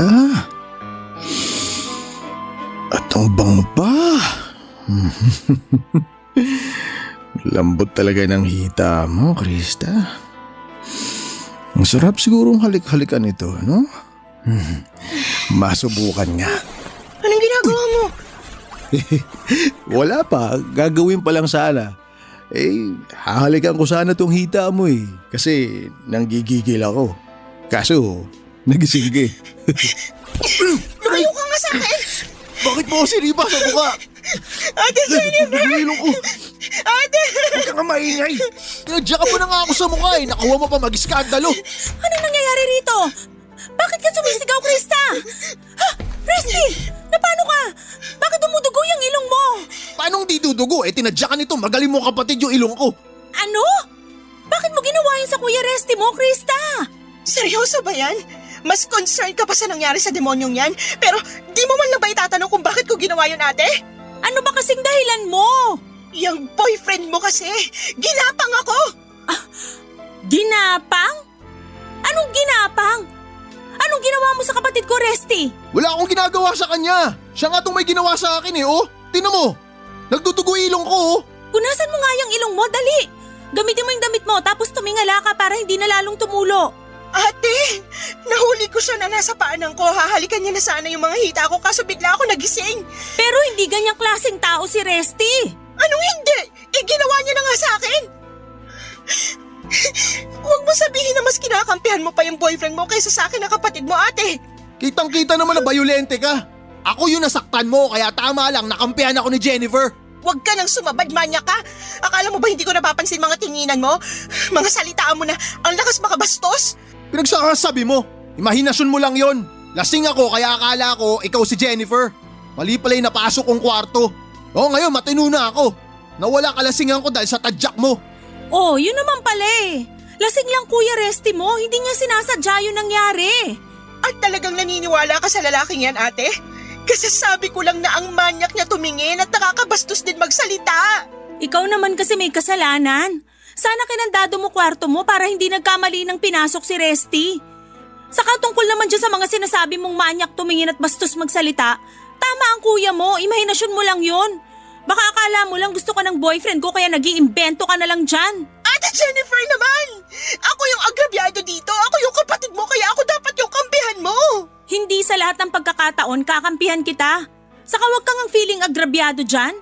Simpleng issue pinapalaki mo. Simpleng issue ba yung muntik na akong gahasain ng boyfriend mo? Hoy! Malaking paratang yan ha! Hindi kita pinuwersa o kung anuman. Hindi ka rin nasaktan. Kaya saan ang galing yung sinasabi mo? Tsaka bakit naman kita pag-iinteresan? Hindi naman kita gusto. Baka akala mo may gusto ko sa'yo. Hoy, nagkakamali ka para sabihin ko sa'yo, loyal ako dito sa ate mo. Kapal talaga ng mukha mo! Ikaw ang makapal ang mukha. Tama naman si Resty, akala mo may gusto siya sa'yo pero ang totoo, ikaw ang may gusto sa kanya. Ate naman! Akala mo di ko napapansin mga panakaw mong tingin sa boyfriend ko? Wala akong gusto sa boyfriend mo. Hindi ako naniniwala sa'yo. Nung una pa lang sinabihan na kita na humanap ka ng iyo at wag na wag mong agawin yung akin. Napakalandi mo! Papa Dudut, nagkapatong-patong na lamang ang lahat ng tampo at sama ng loob ko kay Ate Jennifer at sumabog na nga ng gabing yon. Sino ba naman kasing matinong kapatid ang kakampihan ng karelasyon niya na muntik ng pagsamantalahan ng kapatid niya? Kaya nga sobra ang galit at dismayado ko ng husto kay ate dahil sa ginawa niya sa akin. Pakiramdam ko ay nawala na ako ng kakampi at tagapagtanggol sa sarili naming pamamahay. Takot na takot ako ng gabing yon kaya hindi rin ako nakatulog ng mas maayos. Kinabukasan ay kinausap nila ako at humingi ng tawad si Resty dahil hindi naman daw niya talaga sinasadya. Lasing siya kaya hindi niya napansin na kwarto ko yung napasok niya. Nasa impluwensya lamang siya ng alak at bahagyang nawala sa sarili. Pinagsabihan din ako ni ate na kung ikinandado ko raw ang kwarto ko ay hindi makakapasok doon ng boyfriend niya. Akala ko ay magsusorry si ate Jennifer sa mga sinabi niya sa akin nung nakaraang gabi pero nagkamali ako. Mukha silang napinitan lamang na kausapin ako kaya nasabi ko sa sarili ko na hindi na talaga ako dapat magtagal sa apartment namin. Ang masakit lang ay mukhang ako talaga ang dapat umalis dahil apartment yon ng ate ko. Hindi nga ako nagkamali dahil nung sumunod na araw, kinausap ako ni ate Jennifer para sabihin kailangan ko ng bumukod kasi may plano na silang magsama ni Resty ng permanente. Hindi na ako nakipagtalo pa dahil pagod na ako. Sa halip ay sumang-ayon na lamang ako at mabuti na lang dahil una nang inalok sa akin ng kaibigan kong babae na samahan ko siya sa nirerentahan niyang kwarto dahil mag-isa lamang naman siya doon. Umalis ako sa amin kahit na malaki pa rin ang tampo ko kay ate Jennifer. Hindi ko pa rin kasi matanggap na mas pinili niya ang Resty na yon kesa sa akin na sarili niyang kapatid. Mabilis na lumipas ang 3 buwan. Nagkabati na rin naman kami ni ate. Nawala na rin yung tampo ko sa kanya lalo na nung nag-reach out siya sa akin para humingi ng tawad after 2 months. At kahit late na niyang na-realize yun ay hindi ko rin naman siya natiis. Sa katunayan ay binibisita ko pa rin si ate sa apartment namin pag wala ang kinakasama niya.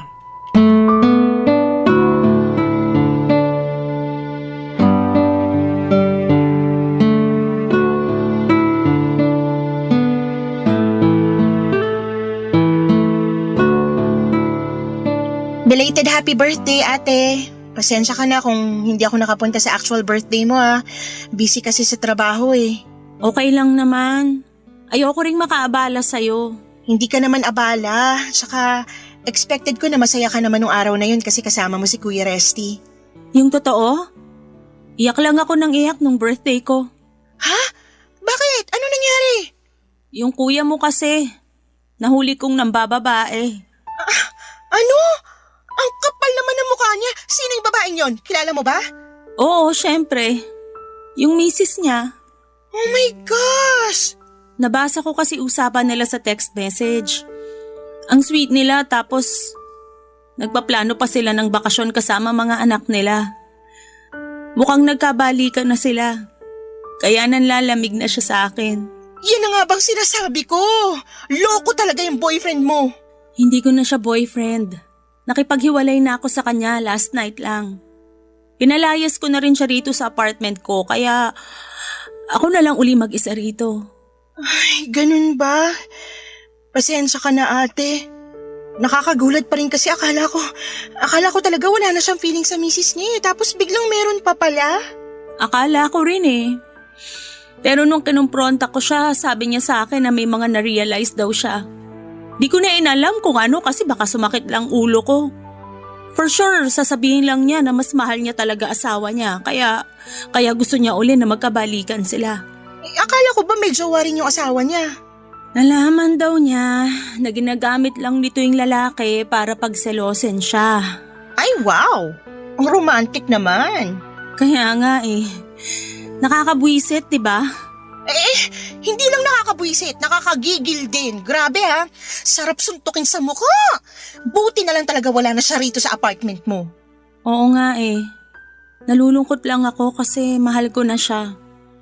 Tapos umasa ako na may future kami pero mukhang tama ka. Wala at hindi rin naman niya ako ganun kamahal. Ang mali ko lang, masyado akong nabulag sa nararamdaman ko sa kanya. Mas pinili ko pa nga siya sa'yo na sarili kong kapatid eh. Sorry talaga, Krista. Sorry kasi di ako naniwala sa sinabi mo noon. Dapat ako yung nagtanggol sa'yo kasi ate mo ko, kaso hindi. Pinagbintangan pa kita at sinabihan ng kung ano-anong masasakit na salita. Tapos pinaalis pa kita sa apartment natin para lang makasama ko yung mokong na yun. Nakaraan na yun ate. Tsaka napatawad na rin kita. Hindi naman kita kayang tiisin kasi mahal kita eh. Nahihiya pa rin ako sa'yo kasi hindi ako naging mabuting ate. Lahat naman nagkakamali. Oo, nagalit ako sa'yo noon pero mas magaan pa rin sa loob ko yung patawarin ka.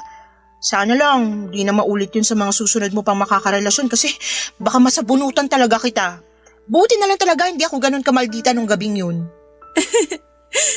Pero sana sinabunutan mo na lang ako para nagising ako sa kahibangan ko nung gabing yun. Pero naisip ko sana yung boyfriend mo na lang sinabunutan natin eh, para nadagdagan sugat niya sa ilong.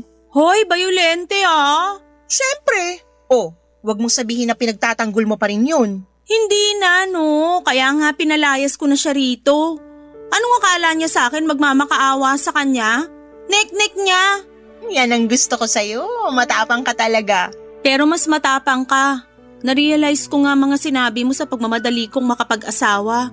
Kung ano tuloy ugali ng mga lalaking nagiging boyfriend ko. Dapat kasi kinikilala ko munang mabuti, hindi ako nagmamadali para iwas din sa pagkakamali. Apply mo na lang yan sa susunod para hindi ka na masaktan. Sige, pero saka na yon, ayoko munang mag-boyfriend. Wow, may lagnat ka ba? Wala naman, bakit?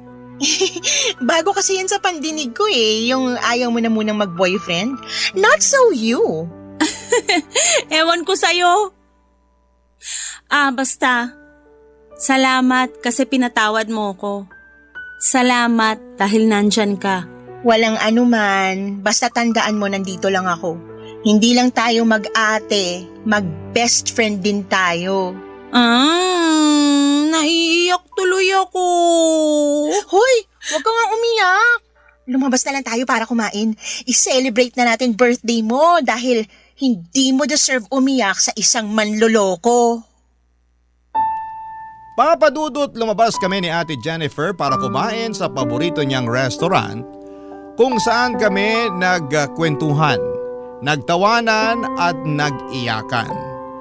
Hinayaan ko lamang siyang ilabas ang lahat ng sama ng loob niya para naman wala na siyang daladala sa dibdib niya. Kahit naman kasi papaano'y minahal niya pa rin ang Resty na yon. Nung pauwi na kami, sinabi ni ate na malulungkot na naman siya.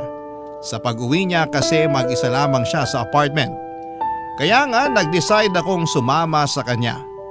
Bago matulog ay nanood kami ng pelikulang nakakaiyak hanggang sa antukin kaming magkapatid. Hindi nagtagal ay bumalik ako sa apartment namin ng ate ko. Masaya ako kasi kahit papaano ay nakakapag-move on na ang ate ko mula sa hiwalayan nila ni Resty. Nakatulong din ang pagkuha niya ng short-term course tungkol sa pag-housekeeping dahil pangarap daw niyang makapagtrabaho sa hotel. Nabakante kasi si ate 1 buwan bago sila maghiwalay ni Resty matapos magsarado ang pinagtatrabahuhan niyang restaurant. Masaya naman ako dahil nakikita ko nag-i-enjoy siya sa ginagawa niya. Sa kasalukuyan, Papa Dudut ay nasa Germany na ang ate Jennifer ko dahil nakakilala siya ng isang mabait na aliman na siyang napangasawa niya. Tapos doon sila nakatira ngayon pero lagi pa rin naman kaming nag-uusap ni ate sa video call. Masasabi ko na mas naging close kami ngayon kahit na milya-milya na ang layo namin sa isa't isa. Tapos ako naman ay nakapag-asawa na rin sa katauhan ni Alfred at nandito na kami ngayon sa Marikina. Last year ay nag-resign na ako sa pinagtatrabahuan kong opisina dahil inaasikaso ko ang plano naming negosyo ng mister ko habang hands-on sa mga anak namin. Kahit simple lang ang buhay namin, masasabi ko Papa Dudut na masaya ang buhay namin. At yun ang lagi kong pinagpapasalamat sa Diyos. Hanggang dito na lamang po Papa Dudut ang sulat ko at maraming salamat po. Sakaling mapili po ninyong i-area ang storya ng buhay namin ng ate ko. Sana'y kinapulutan po ito ng aral at inspirasyon ng mga kabarangay natin. God bless sa programa ninyong Barangay Love Stories, ang inyong kapuso at kabarangay forever, Krista. Nagustuhan ng iyong napakinggan? Ituloy yan via live stream sa www.gmanetwork.com/radio. Barangay LS 97.1 Forever! Ang mga kwento ng pag-ibig, kwento ng buhay at kwento ng pag-asa dito sa Barangay Love Stories. Love Stories.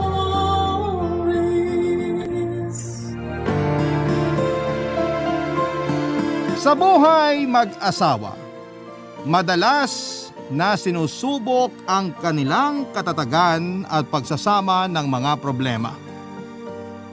Nagiging dahilan yon para tumatag ang kanilang relasyon.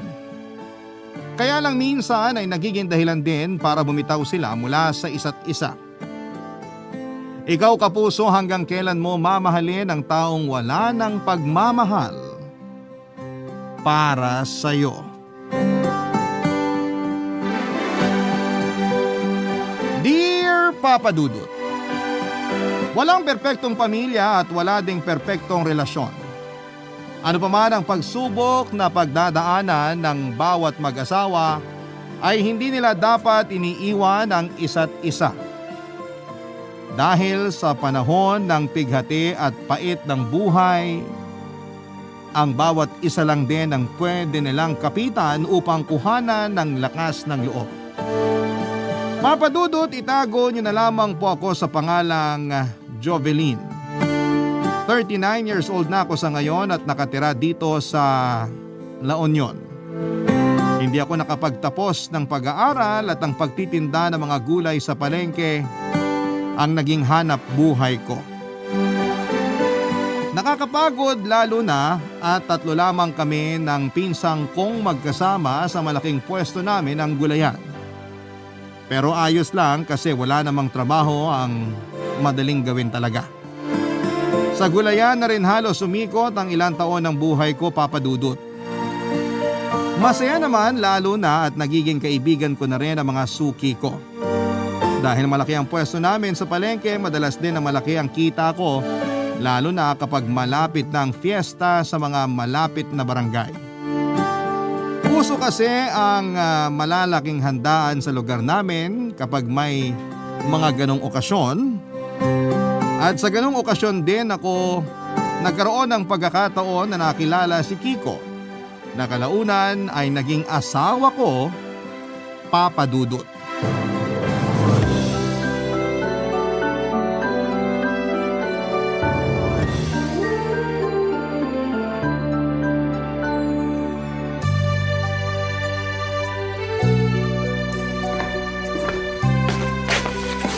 Mahal, eto na yung kape at turon mo na niluto ko. Ayan, sakto mahal. Nagugutom na rin ako. Katatapos ko lang magwalis dito sa sala eh. Mabuti naman at natapos ka na rin sa pag-aayos at paglilinis mo dito sa sala ng bahay natin. Kanina ka pa kasi nag-aayos dito. Oo, nakakapagod. Pero ayos lang kasi ang ganda ng pagkakapwesto ko ng bagong sofa natin dito. Lagay ko na lang pala muna tong merienda mo dito sa lamesa. Tara mahal, upo na tayo dito sa sofa. Sabay na tayong magmerienda. Sige mahal. Ang lambot talaga nitong sofa na nabili mo. Ang sarap umupo dito at mukhang mapapasarap ang tulog ko kapag dito ako nakahiga. Madalas pa naman akong antukin kapag tapos na akong maglabas sa umaga. Kaya nga ito talaga yung pinili ko para dito sa sala natin. Tsaka syempre para na rin sa'yo. Kasi gusto ko presko yung pagpapahinga mo dito sa atin. Kahit napamahal ka sa pagbili ng sofa na to? Sakto lang naman yung presyo nito. Hindi ako napamahal sa pagbili ko. Nakita ko sa kwarto mo ang resibo nitong sofa at mas mataas ang presyo nun kaysa sa pinag-usapan natin para sa dapat na bilhin mo. Talaga? Pasensya na, hindi ko pala naitago yung resibo. At may bala ka pa pala talagang itago sa akin yun ha? At dahil ba halos doble ang presyo nitong sofa sa dapat na budget na pinag-usapan natin? Alam ko kasi na kapag sinabi ko sa'yo kung magkano talaga tong sofa na to, hindi ka papayag na bilhin ko. Pagdating ko dun sa furniture shop, unang kita ko pa lang dito, gandang-ganda na ako eh, kaya ito na yung binili ko. Mukha nga, kasi parang aabot din to ng ilang taon dito sa bahay natin. Oo, sigurado yan mahal. Kasi ang sabi sa akin nung kakilala ko dun sa furniture shop, gawa raw talaga to sa solid na kahoy. Tsaka maganda raw talaga yung quality ng kutson. Ramdam mo naman di ba na malambot tsaka makapal? Kaya hindi rin ako nang hinayang sa ibinayad ko rito kahit medyo mataas yung presyo. Tsaka mahal, huwag ka nang mag-alala. Hindi naman mababawasan yung iaabot kong budget sa'yo para sa buwan na to. Pinag-ipunan ko talaga yung perang pinambili ko dito sa sofa. Ano ka ba? Hindi naman yun ang iniisip ko. Ang sa akin lang, masyado ka ng maraming ginagastos para sa bahay natin. 3 buwan lang ang nakakaraan ang bumili ka ng bagong ref natin. Mahal, kaya ako bumili ng ref kasi nasira yung lumang ginagamit natin. Oo nga, pero pagkatapos naman nun, bumili ka na naman ng bagong kalan sa kalamesa para sa kusina. Tapos pinalitan mo rin ng bagong kutsyon yung kama natin sa kwarto. Sunod-sunod ang paggastos mo nitong nakaraang mga buwan, mahal. Medyo malaki rin kasi yung komisyon na nakuha ko sa trabaho. Kesa gastusin ko yun sa walang kabuluhan tsaka sa mga hindi naman kailangan bagay, uunahin ko na lang na pagkagastusan yung mga kailangan nating gamit dito sa bahay. Pero kailangan pa rin nating magtipid kasi tumataas ang mga gastusin sa panahon ngayon at kailangan din nating paghandaan ang gastos para sa pagbubuntis ko ngayon. Eh, yan naman yung hindi pwedeng mawala sa akin, mahal. Yung paghandaan yung mga gastos para dito. Teka, anong sabi mo? Tama ba yung narinig ko? Pinagbubuntis mo ngayon? Ang ibig sabihin, mahal, magiging tatay na ako? Oo, mahal. Tama ka sa narinig mo. Magiging tatay ka na at magiging nanay na ako. Dahil na magpa-check up ako kahapon, nalaman ko na mahigit 1 buwan na pala akong buntis. Kaya magkakaanak na tayo, Kiko. Yun! Totoo ba? Magiging tatay na ako? Ang saya ko, magiging tatay na ako! Uy, wag kang sumigaw. Nakakahiya sa mga kapitbahay. Pangako, mahal. Gagawin ko lahat. Lahat para maging mabuting padre de pamilya sa bahay na to. Pangako yan, Jovelyn. Papa Dudut, hindi naman talaga ako mahilig pumunta sa mga handaan. Pero nang ma-invite ako ng pinsan ko ng fiesta sa lugar nila, hindi ko na natanggihan pa dahil yun din ang araw ng binyag ng anak niya. Kinuha niya kasi akong ninang sa panganay na anak niya at kinuha namang ninong si Kiko kaya ko siya nakilala doon. Sa simbahan pa lamang ay napansin ko na yung panayang sulyap sa akin ni Kevin hanggang sa sabihin ng pinsan ko na gusto nga raw ako nitong makilala.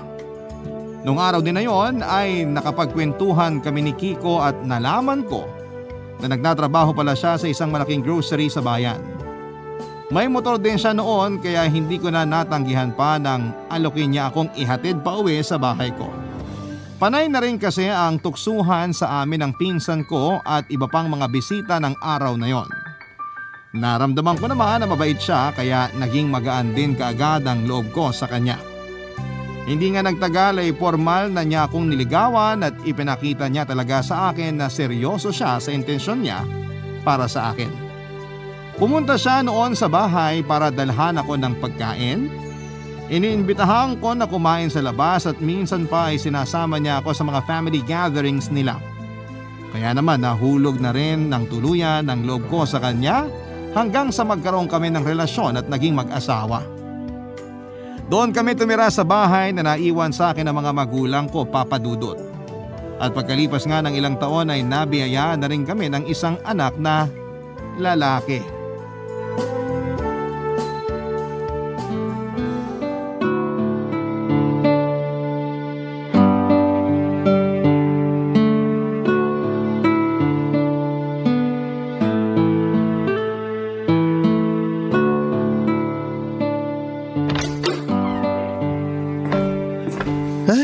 Grabe yung pawis ko ah.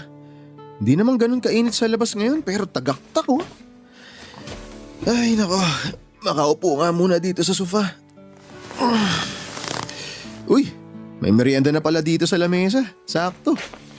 Mahal, saan ka galing at pawis na pawis ka? Diyan lang sa labas, mahal. Etong face towel, magpunas ka muna ng pawis mo. Uy, salamat. Nasaan pala ang anak natin? Pinagtimpla ko kayo ng juice at pinagluto ng pansit para sa merienda. Nandyan lang siya sa labas, mahal. Pinagmamasdan yung bike niya. Alam mo ba, sa wakas marunong na siya magpaandar ng bike. Talaga? Mabuti naman kasi ilang araw mo na rin siyang tinuturuan. Akala ko nga aabot pa kami ng 1 linggo bago siya tuluyang matuto. Ikaw naman kasi, niregaluhan mo kaagad siya ng bike kahit hindi mo pa siya natuturuan kung paano gamitin yun. Pangako ko rin kasi kay Kaloy yun, mahal. Na kapag puro line of 9 yung grades niya ng second grading, reregaluhan ko siya ng bike. Tsaka matagal na niyang request sa atin yun, di ba? Oo, naaalala ko na yun ang request niya na regalo nung nakaraang birthday niya. Ang kaso, hindi natin agad na ibigay kasi na-short tayo sa budget nung ma-hospital siya dahil sa dengue. Pero ang pagkakaligtas niya sa dengue, regalo na sobrang pinapasalamat ko talaga sa Diyos noon. Pareho tayo, mahal. Kasi mula nung araw na yun, pinangako ko talaga sa sarili ko na gagawin ko lahat. Maibigay lang ang mga pangangailangan at hiling ng anak natin. Kaya pinag-ipunan ko rin talaga yung pinambili ko ng magandang klase ng bike na yun eh. Halos maiyak nga si Kaloy nang makita niya ang regalo mo sa kanya. At ilang araw na siyang madalas na nasa labas pagka uwi niya dito sa bahay galing sa eskwelahan. Gusto niya na kasi talagang matuto na magbike. Nangako naman siya na hindi niya pababayaan ang pag-aaral niya, mahal. Alam ko yon kasi noon pa man, masipag nang mag-aral yung anak natin. Kaya hindi ako nag-aalala na baka bumaba ang grades niya nang dahil lang sa bike na niregalo mo sa kanya. Pero mahal, ang bilis ng panahon ano? Biglang change topic ah.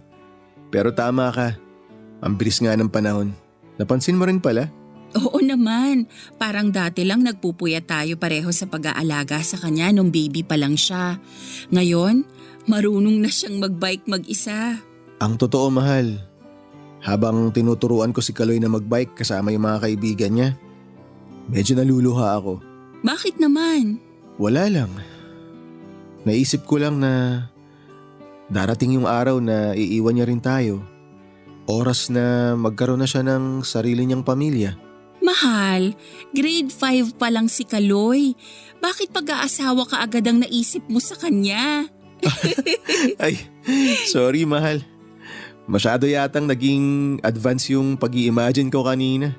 Hindi ko lang siguro talaga napigilan na medyo maging emosyonal nung sa wakas makita ko na marunong nang magbike yung anak natin.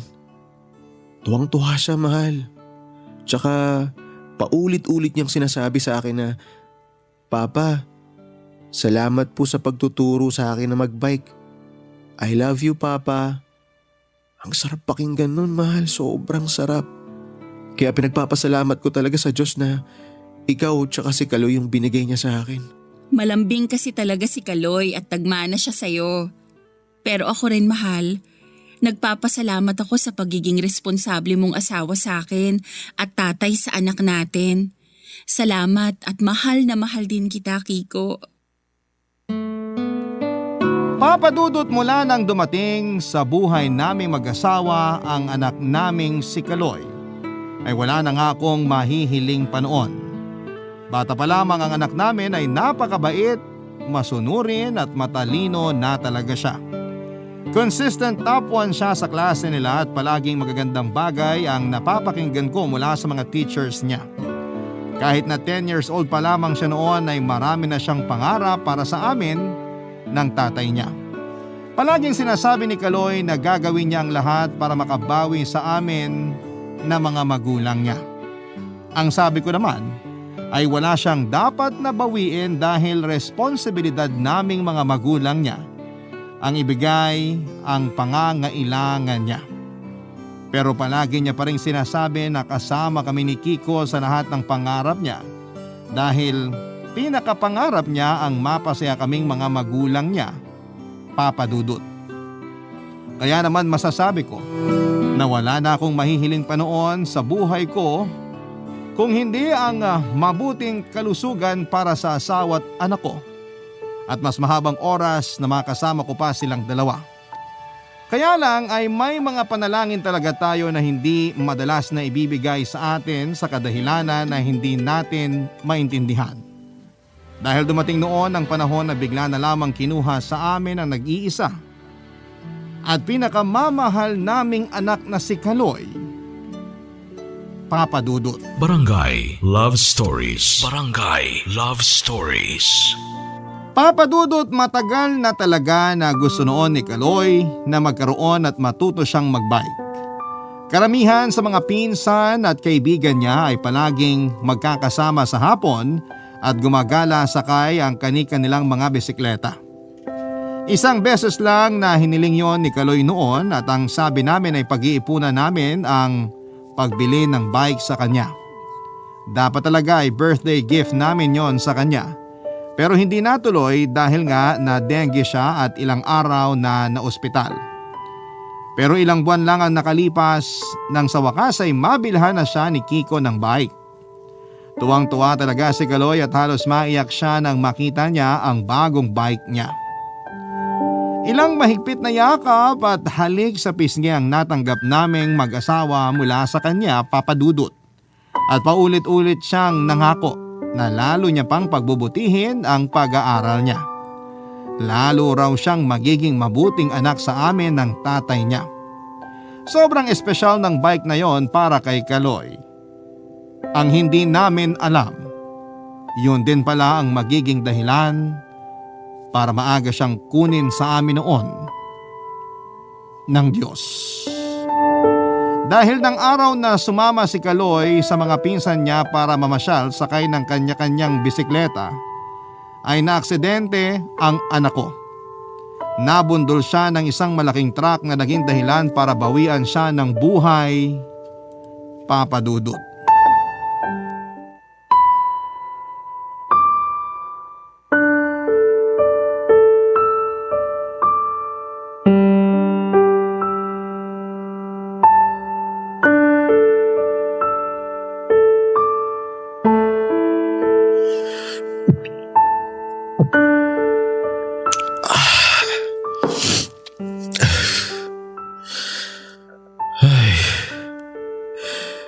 Dalawa na lang pala tong bote ng alak na may laman. Di bale. Bibili na lang uli ako mamaya sa tindahan. Nandito ka lang pala, mahal. Tanghaling tapat pa lang pero mukhang nakailang bote ka na ng alak.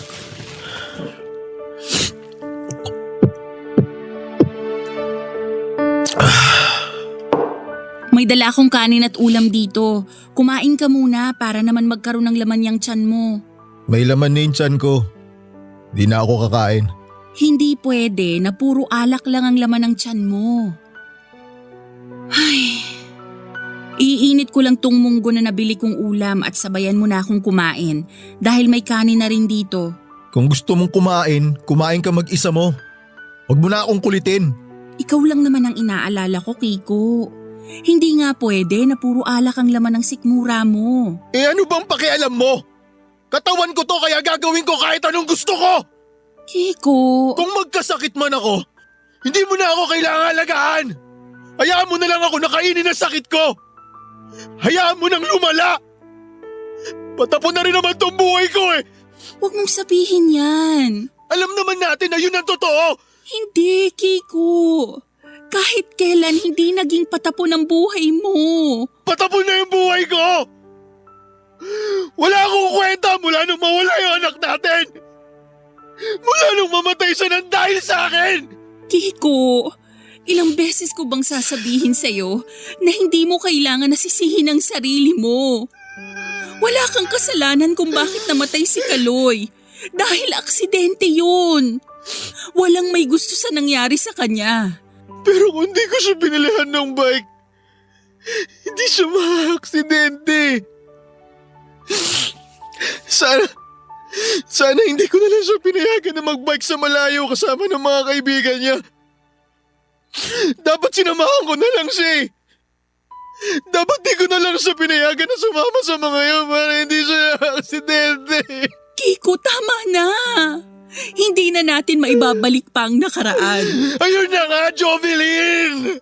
Hindi na natin maibabalik yung buhay ng anak ko nang dahil sa akin! Anak natin, Kiko.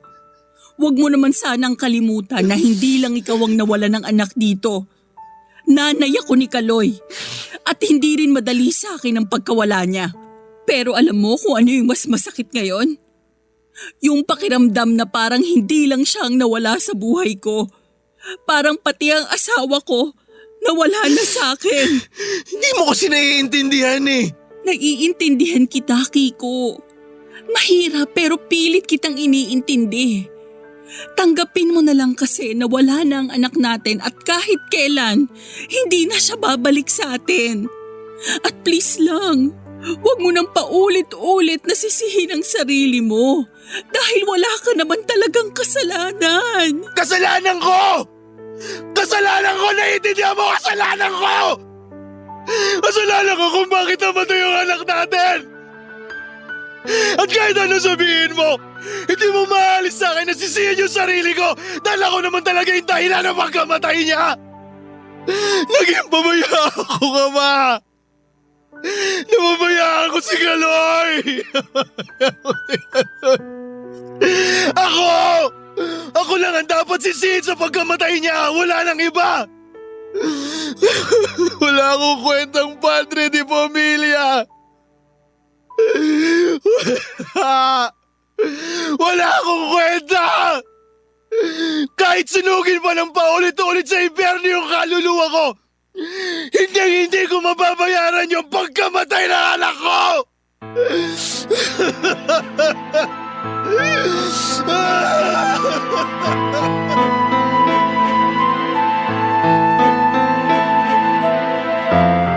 Papa Dudut, naalala ko pa noong araw na nawala sa amin si Kaloy. Medyo palalim na ang gabi noon at kakatapos ko lamang magluto ng ulam para sa hapunan namin. Nasa sala si Kiko at nanonood ng balita sa TV nang may kapitbahay kaming humahangos na pumunta sa bahay namin at sinasabi niya na naaksidente nga ang anak namin at kailangan namin puntahan kaagad.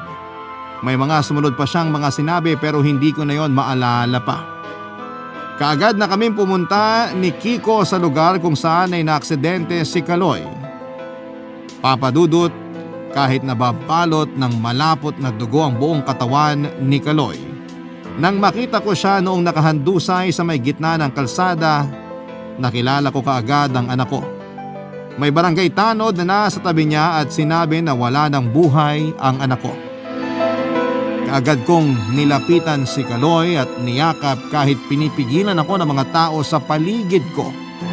Paulit-ulit kong tinatawag ang pangalan niya at pinakikiusapan na imulat niya ang kanyang mga mata. Nagmakaawa ako na gumising siya kahit alam kong imposible na ng mga oras na yon. Papa Dudut, malaki ang nagbago sa asawa kong si Kiko mula nang mamatay ang anak namin. Palagi niyang sinisisi ang sarili niya dahil sa kanya raw nagpaalam si Kaloy ng araw na yon na magbabay kasama ng mga kaibigan nito. Kung hindi niya raw pinayagan ang anak namin ay hindi ito maaaksidente. At kahit pa nga nakulong ang truck driver na naging dahilan ng pagkamatay ni Kaloy, tuluyan pa rin nilamon ng matinding galit at kalungkutan ang asawa ko na naging dahilan para iwan niya ako. Ilang beses akong nakiusap na huwag niya akong iwanan pero umalis din siya sa bahay namin. Araw-araw ako naghihintay sa pagbabalik niya pero mahigit 1 taon na ang lumipas.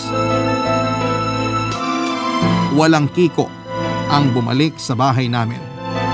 At doon ko na nga nakilala si Joey, ang bagong lalaki na hindi ko inaasahang darating sa buhay ko, Papa Dudut.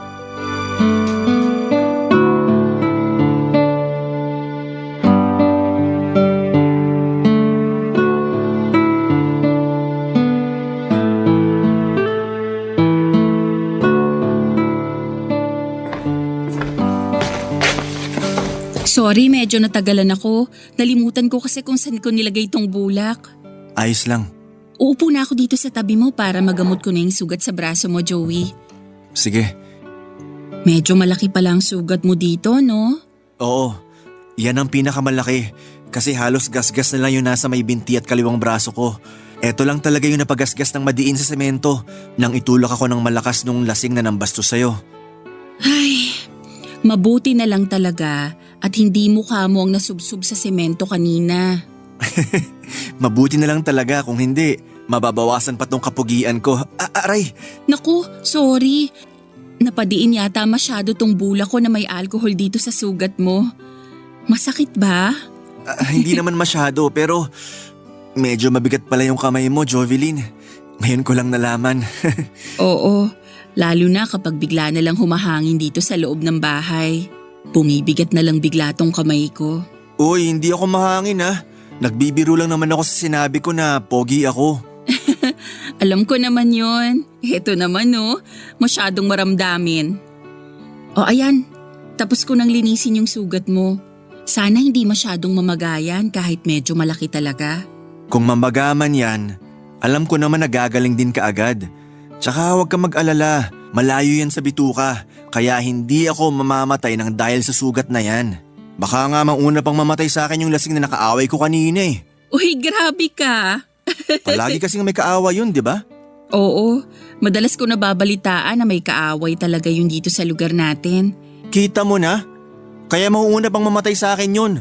Lalo na kapag nakahanap siya ng katapat niya. Pero salamat sa paggamot mo dito sa sugat ko, Jovelyn ha. Ano ka ba? Ako nga ang dapat na magpasalamat sa'yo kasi pinagtanggol mo ko dun sa lasing kanina. Kaya salamat, Joey ha. Kahit naman siguro sino, gagawin yung ginawa ko kanina. Hindi nila hahayaan na hawakan ka sa braso mo ng isang lasing na hindi mo naman talaga kilala. Bakit kasi inaabot ka ng gabi sa daan? May pinuntahan lang ako na dati kong kaklase. Napasarap ang kwentuhan namin.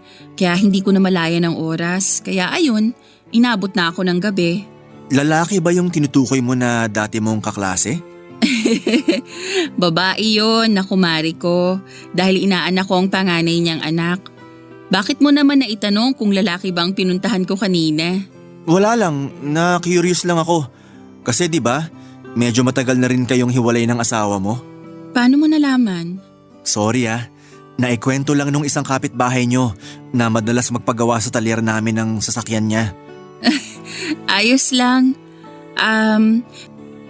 Pero parang gano'n na nga kasi mahigit 1 taon na rin mula nang umalis siya dito sa bahay namin.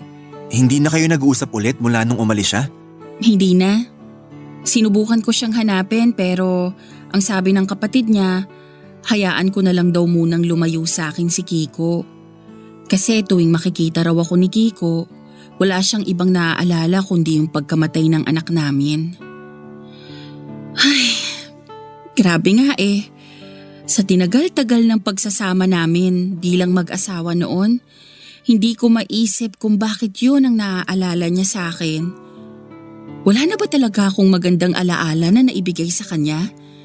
Hindi niya ba kayang balikan yung masasayang araw ng pagsasama namin? Hindi lang naman siyang nasaktan mula nang mawala ang anak namin. Ako rin. Dahil pareho kaming nawala ng anak. Sorry, hindi na ako dapat nagtanong pa ng tungkol sa kanya. Ayos lang. Tinanggap ko na rin naman na umalis na talaga siya sa buhay ko. Alam mo, mabuti pa Joey, dito ka na maghapunan. Nako, hindi na. Maaabala pa kita. Hindi ka abala sa akin. Pasasalamat ko na rin to para sa pagtulong mo sa akin kanina. Huwag kang mag-alala, mabilis lang ako magluto kaya dito ka na lang muna sa sala. Papa Dudut, mula nang magbago ang asawa kong si Kiko at nilamon siya ng matinding kalungkutan. Ginawa ko po ang lahat para maiparamdam sa kanya na may asawa din siya na nawala ng anak. Pinaramdam ko sa kanya ang pagmamahal ko at pag-aalaga pero parang kulang pa rin dahil iniwan pa rin niya ako. Nung una ay hinahanap ko pa siya sa mga kamag-anak niya na kilala ko pero walang makapagturo kung nasaan siya. Nakausap ko ang kapatid niya at sinabi nito na ayaw raw akong makita ni Kiko. Hanggang sa makatanggap ako ng text mula sa kanya at sinabi niya na huwag ko na siyang hanapin pa. Huwag ko na raw sayangin ang oras ko sa isang walang kwentang asawa na kagaya niya. Sinubukan ko pa siyang tawagan pero hindi ko na rin talaga siya na-contact pa. Isang taon nga po ang lumipas at nakilala ko si Joey na nagtatrabaho sa talyer na malapit sa palengke. Naging suki ko siya sa mga paninda kong gulay at madalas na may maikli kaming kwentuhan kapag nandun siya sa may tindahan ko. At nang minsang makita niya ako na sinigawan ng isang lalaki na nadaanan ko sa may lugar namin at hinawakan ng braso ko, ay hindi niya napigilan ang sarili niya na makipagtalo dito hanggang sa magkasakitan nga sila. Naawat lang sila nang may dumating na barangay tanod sa lugar na yon at dahil may pasa sa mukha at mga sugat si Joey noon, ay niyaya ko na siya sa bahay ko para gamutin ang mga sugat niya. Ang araw na yon ang naging daan para lalo kaming mapalapit sa isa't isa, Papa Dudut. Barangay Love Stories. Barangay Love Stories. Papa Dudut, sa paglipas ng panahon ay mas naging malapit pa kami ni Joey sa isa't isa. Madalas niya akong pinupuntahan sa palengke hindi para bumili ng tinda na gulay kung hindi para magdala ng pagkain para sa akin. Nakakatuwa kasi masaya siyang kausap at kasama dahil mahilig siyang magbitaw ng mga jokes. Jokes na kadalasan ay corny pero natatawa pa rin ako. At sa tuwing kasama ko si Joey ay gumagaan ang pakiramdam ko. Nawawala ang lungkot na dala ng pagkawala ng anak ko at pag-iwan sa akin ng asawa ko. Hindi nga nagtagal, Papa Dudut, ay naging boyfriend ko na rin si Joey. Nung una ay ayoko talaga na ipaalam yon sa kahit na sino kasi nga ay kasal pa rin ako kay Kiko. Ayos lang naman kay Joey at sinabi niyang naiintindihan niya ako. Irerespeto niya raw ang gusto kong mangyari sa relasyon naming dalawa. Sobrang bait talaga ni Joey at wala siyang ibang ginawa kung hindi ang pagbigyan ng mga kahilingan ko. Kahit na alam ko na minsan ay nahihirapan at nasasaktan siya. Dahil tinatago ko ang relasyon namin ay ayos lang sa kanya. Hanggang sa pumayag na rin ako noon na magsama na kami sa iisang bahay. Doon na siya tumira sa bahay ko at trinato naming asawa na ang isa't isa, Papa Dudut.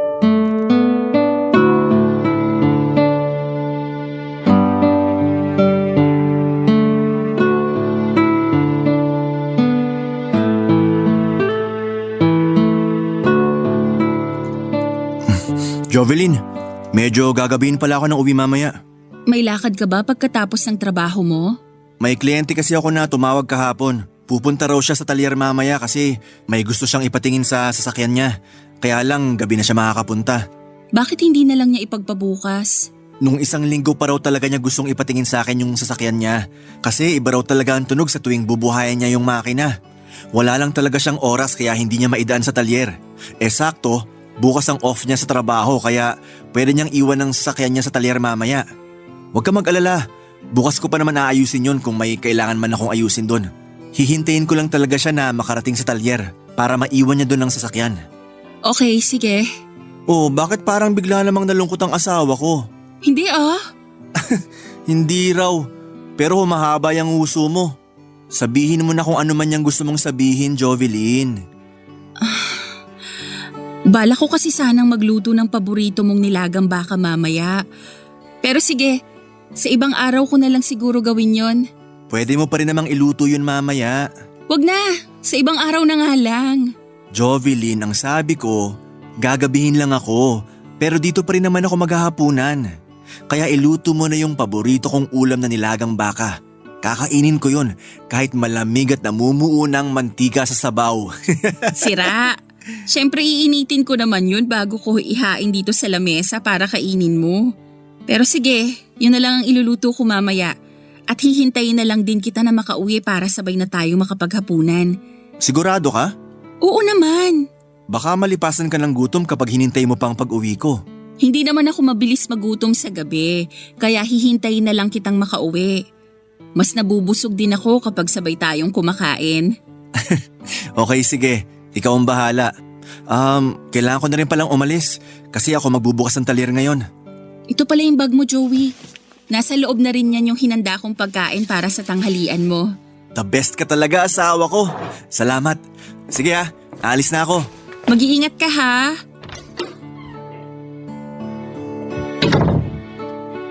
Maglalaba muna ako siguro bago mamalengke kasi medyo maaga pa naman. Unahin ko na lang din munang ligpitin itong mga pinagkainan namin ni Joey. Mukhang may nakalimutan na naman ang asawa ko. Kapag buksan na nga siya ng pinto, kasi baka nalock niya yon bago siya lumabas kanina. Ano na namang nakalimutan mo at… Kiko? Jovelyn, kumusta ka na? Anong masamang hangin ang biglang nagpadala sa'yo papunta rito sa bahay ko? Gusto sana kitang makausap. Wala na tayong dapat na pag-usapan. Jovelyn, sorry. Alam ko na malaki yung naging kasalanan ko sa'yo. At hindi yun mababawi ng isang sorry mo lang. Nagkamali ako nung iwan kita noon pero pinagsisisihan ko na lahat ngayon yun. At ngayon pa? Ngayon mo pa talaga naisip yan? Pagkatapos ng mahigit 2 taon mula nang iwan mo ko? Kaya nga ako bumalik dito eh. Kasi gusto kong makabawi sa'yo. Wala nang dahilan para gawin mo yan, Kiko. At wala na ring dahilan para mag-usap pa tayo kaya umalis ka na. Jovelyn, pakiusap naman. Pakinggan mo muna yung mga sasabihin. Umalis ka na, Kiko. Ayoko nang makita ka pa ulit. At mas lalong ayoko nang makausap ka, kaya huwag ka nang babalik pa dito sa pamamahay ko. Papa Dudut, hindi naging madali ang umpisa ng relasyon namin ni Joey dahil uso sa lugar namin ng mga tsismosang walang ibang magawa kung hindi ang pag-usapan ng buhay ng ibang tao. Kaya nga noong bago pa lamang ang relasyon namin ay madalas kong marinig na usap-usapan sa palengke ang pangalan ko. Isa raw akong babaeng may kalaguyo at si Joey yon dahil kasal pa raw kami ni Kiko. Alam ko naman na may asawa pa rin ako pero sa papel na lamang yon dahil mahigit 1 taon na kaming hindi nag-uusap at nagkikita ni Kiko. Para sa akin, Papa Dudut, ay sapat ng panahon yon para magsimula akong umusad para sa sarili ko. At ng mga oras na yon ay sigurado na rin ako na si Joey na ang bagong mahal ko.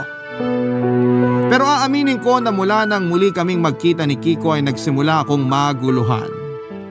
Noon lang kasi kami ulit nagkita at may bahagi ng sarili ko ang namiss talaga ang dati kong asawa. Mas lalo akong naguluhan nang sabihin niya na gusto niyang makipagbalikan sa akin.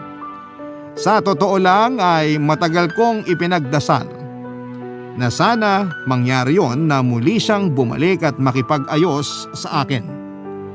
Matagal kong hinihiling na sana'y maging maayos ulit ang relasyon namin bilang mag-asawa. Pero noon yon, nung hindi ko pa nakilala si Joey. Pero may gusto akong siguraduhin sa sarili ko kaya pagkalipas ng ilang araw, nakipagkita at nakipag-usap din ako sa dati kong asawa, Papa Dudut.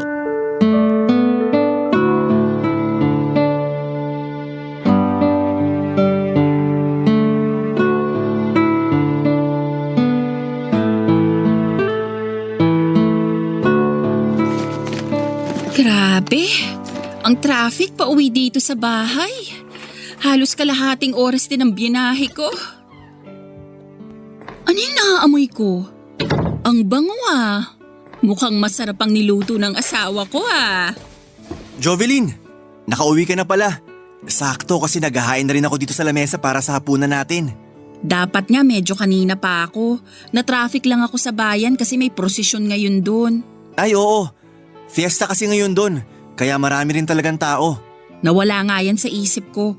Kung alam ko lang, hindi na sana ako umalis ng bahay. Ayos lang yan. Ang mahalaga nakauwi ka ng safe dito sa bahay. Upo ka na para makakain na tayo. Kukunin ko lang yung niluto ko na kaldereta. Kaya naman pala sa sala pa lang. Nakakaramdam na ako ng gutom kasi paboritong ulam ko pala yung niluto mo. Naisip ko kasi na ang tagal na rin nating hindi nakakapag-ulam ng kaldereta. Kaya ito ang niluto ko nang makauwi ako kanina. Ilalagay ko na tong ulam dito sa lamesa para makakain na tayo. Sige Joey. Ipaglalagay na kita ng kanin at ulam sa plato. Ayan. Tikman mo na ang niluto ko. Sige, eto na. Sobrang excited ah.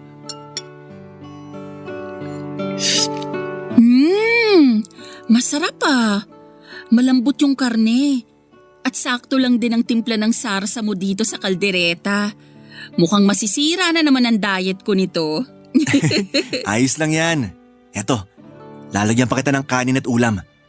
Eto na rin ang baso ng juice na tinimpla ko kanina. Grabe na ang pag-aasikaso na ginagawa mo sa akin ngayon, Joey. Ganun talaga.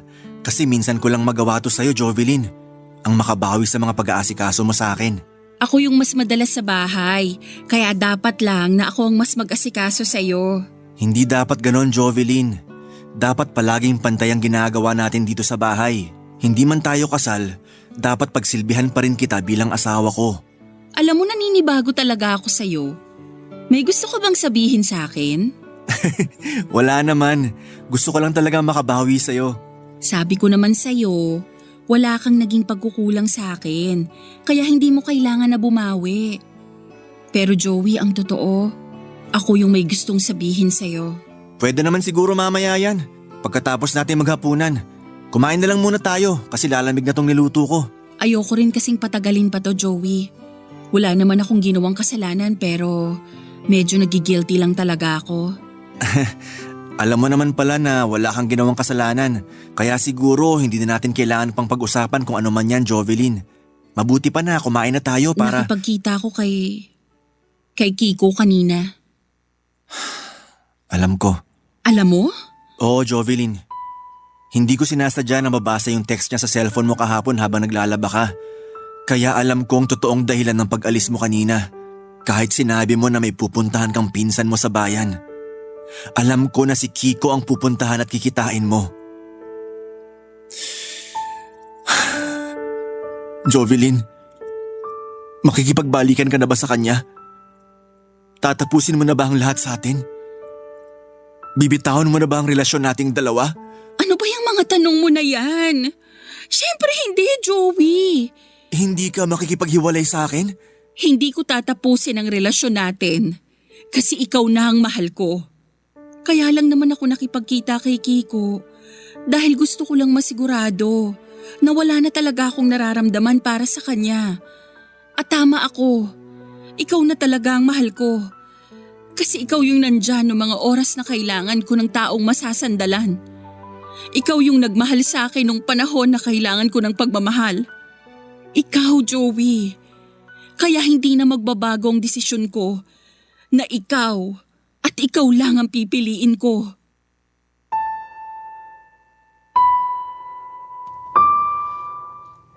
Papa Dudut, wala na talaga akong plano na makipagkita dapat kay Kiko noon. Ang sabi ko sa sarili ko ay wala nang dahilan pa para makipagkita ulit ako sa kanya. Kaya nga hindi ko nireplyan ang mga message niya sa akin kasi ayoko na ring magulo pa ang relasyon namin ni Joey. Pero may gusto lang din talaga akong patunayan noon sa sarili ko kaya pagkatapos ng ilang araw na pangungulit niya sa akin sa text ay pumayag na rin ako na makipagkita sa kanya sa isang restaurant. Doon kami mas nakapag-usap ni Kiko Papadudot tungkol sa mga nangyari sa kanya noong mga panahon na hindi kami magkasama. Sinabi niya na malaki ang naging pagsisisi niya sa lahat ng hindi magandang pakikitungo niya sa akin. Pero mas nagsisisi raw siya noong iwanan niya ako ng panahon na kailangan namin ang isa't isa. Hinanap lang daw niya ang sarili niya at inamin niya na nagkaroon siya ng ibang babae. Pero sa huli, na-realize niya na ako pa rin ang mahal niya.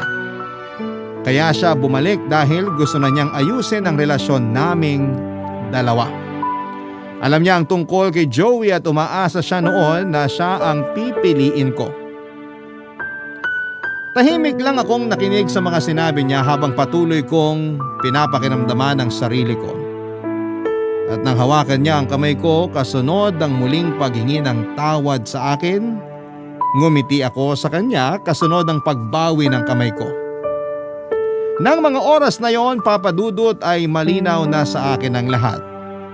Malinaw na kung ano ang nararamdaman ko. Wala nang kami na dapat balikan o ayusin. At yung sinabi ko kay Kiko, hiniling ko na palayain na niya ako dahil may ibang minamahal na ang puso ko. Papadudod, sinabi ko ang lahat ng yon kay Joey nang gabing aminin ko sa kanya na muli kaming nagkita ni Kiko. Nagulat pa ako na alam na pala niya ang tungkol doon at naghihintay na lang din siya na makipaghiwalay ako sa kanya. Akala niya tatapusin ko na ang lahat sa aming dalawa, kaya pala naging mas sweet siya sa akin noon dahil natatakot siya na iwanan ko siya. Natatakot siya na hindi ko siya piliin. Pero paano ko hindi pipiliin ang lalaking naging sandalan ko ng mga panahon na naghahanap ako ng pagmamahal? Paano ko hindi pipiliin ang lalaking walang ibang ginawa kung hindi ang mahalin ako? Kaya naman sa huli, wala akong ibang gustong makasama kung hindi si Joey lamang, Papadudot. Ngayon ay may isa na kaming anak ni Joey at masaya ang aming pagsasama, Papadudot. Nasa proseso na rin po ng tuluyang pagsasawalang bisa ang kasal namin ni Kiko. Masaya ako sa piling ng partner ko, Papadudot, na si Joey. At maging syempre sa anak ko at wala na akong ibang mahihiling pa. Sa mga kagaya ko na minsang nasaktan ng sobra ng taong minamahal nila, naniniwala ako na darating ang araw na matatagpuan nyo ang tao na magpaparamdam sa inyo ng tunay na pagmamahal. Maraming salamat po sa inyo, Papadudot, sa pagbasa ng sulat ko. Sa lahat din ng ating mga kabarangay, ang inyong kapuso at kabarangay, Jovelyn. Nagustuhan ng iyong napakinggan? Ituloy yan via live stream sa www.gmanetwork.com/radio. Barangay LS. In Mega Manila, 97.1. Forever.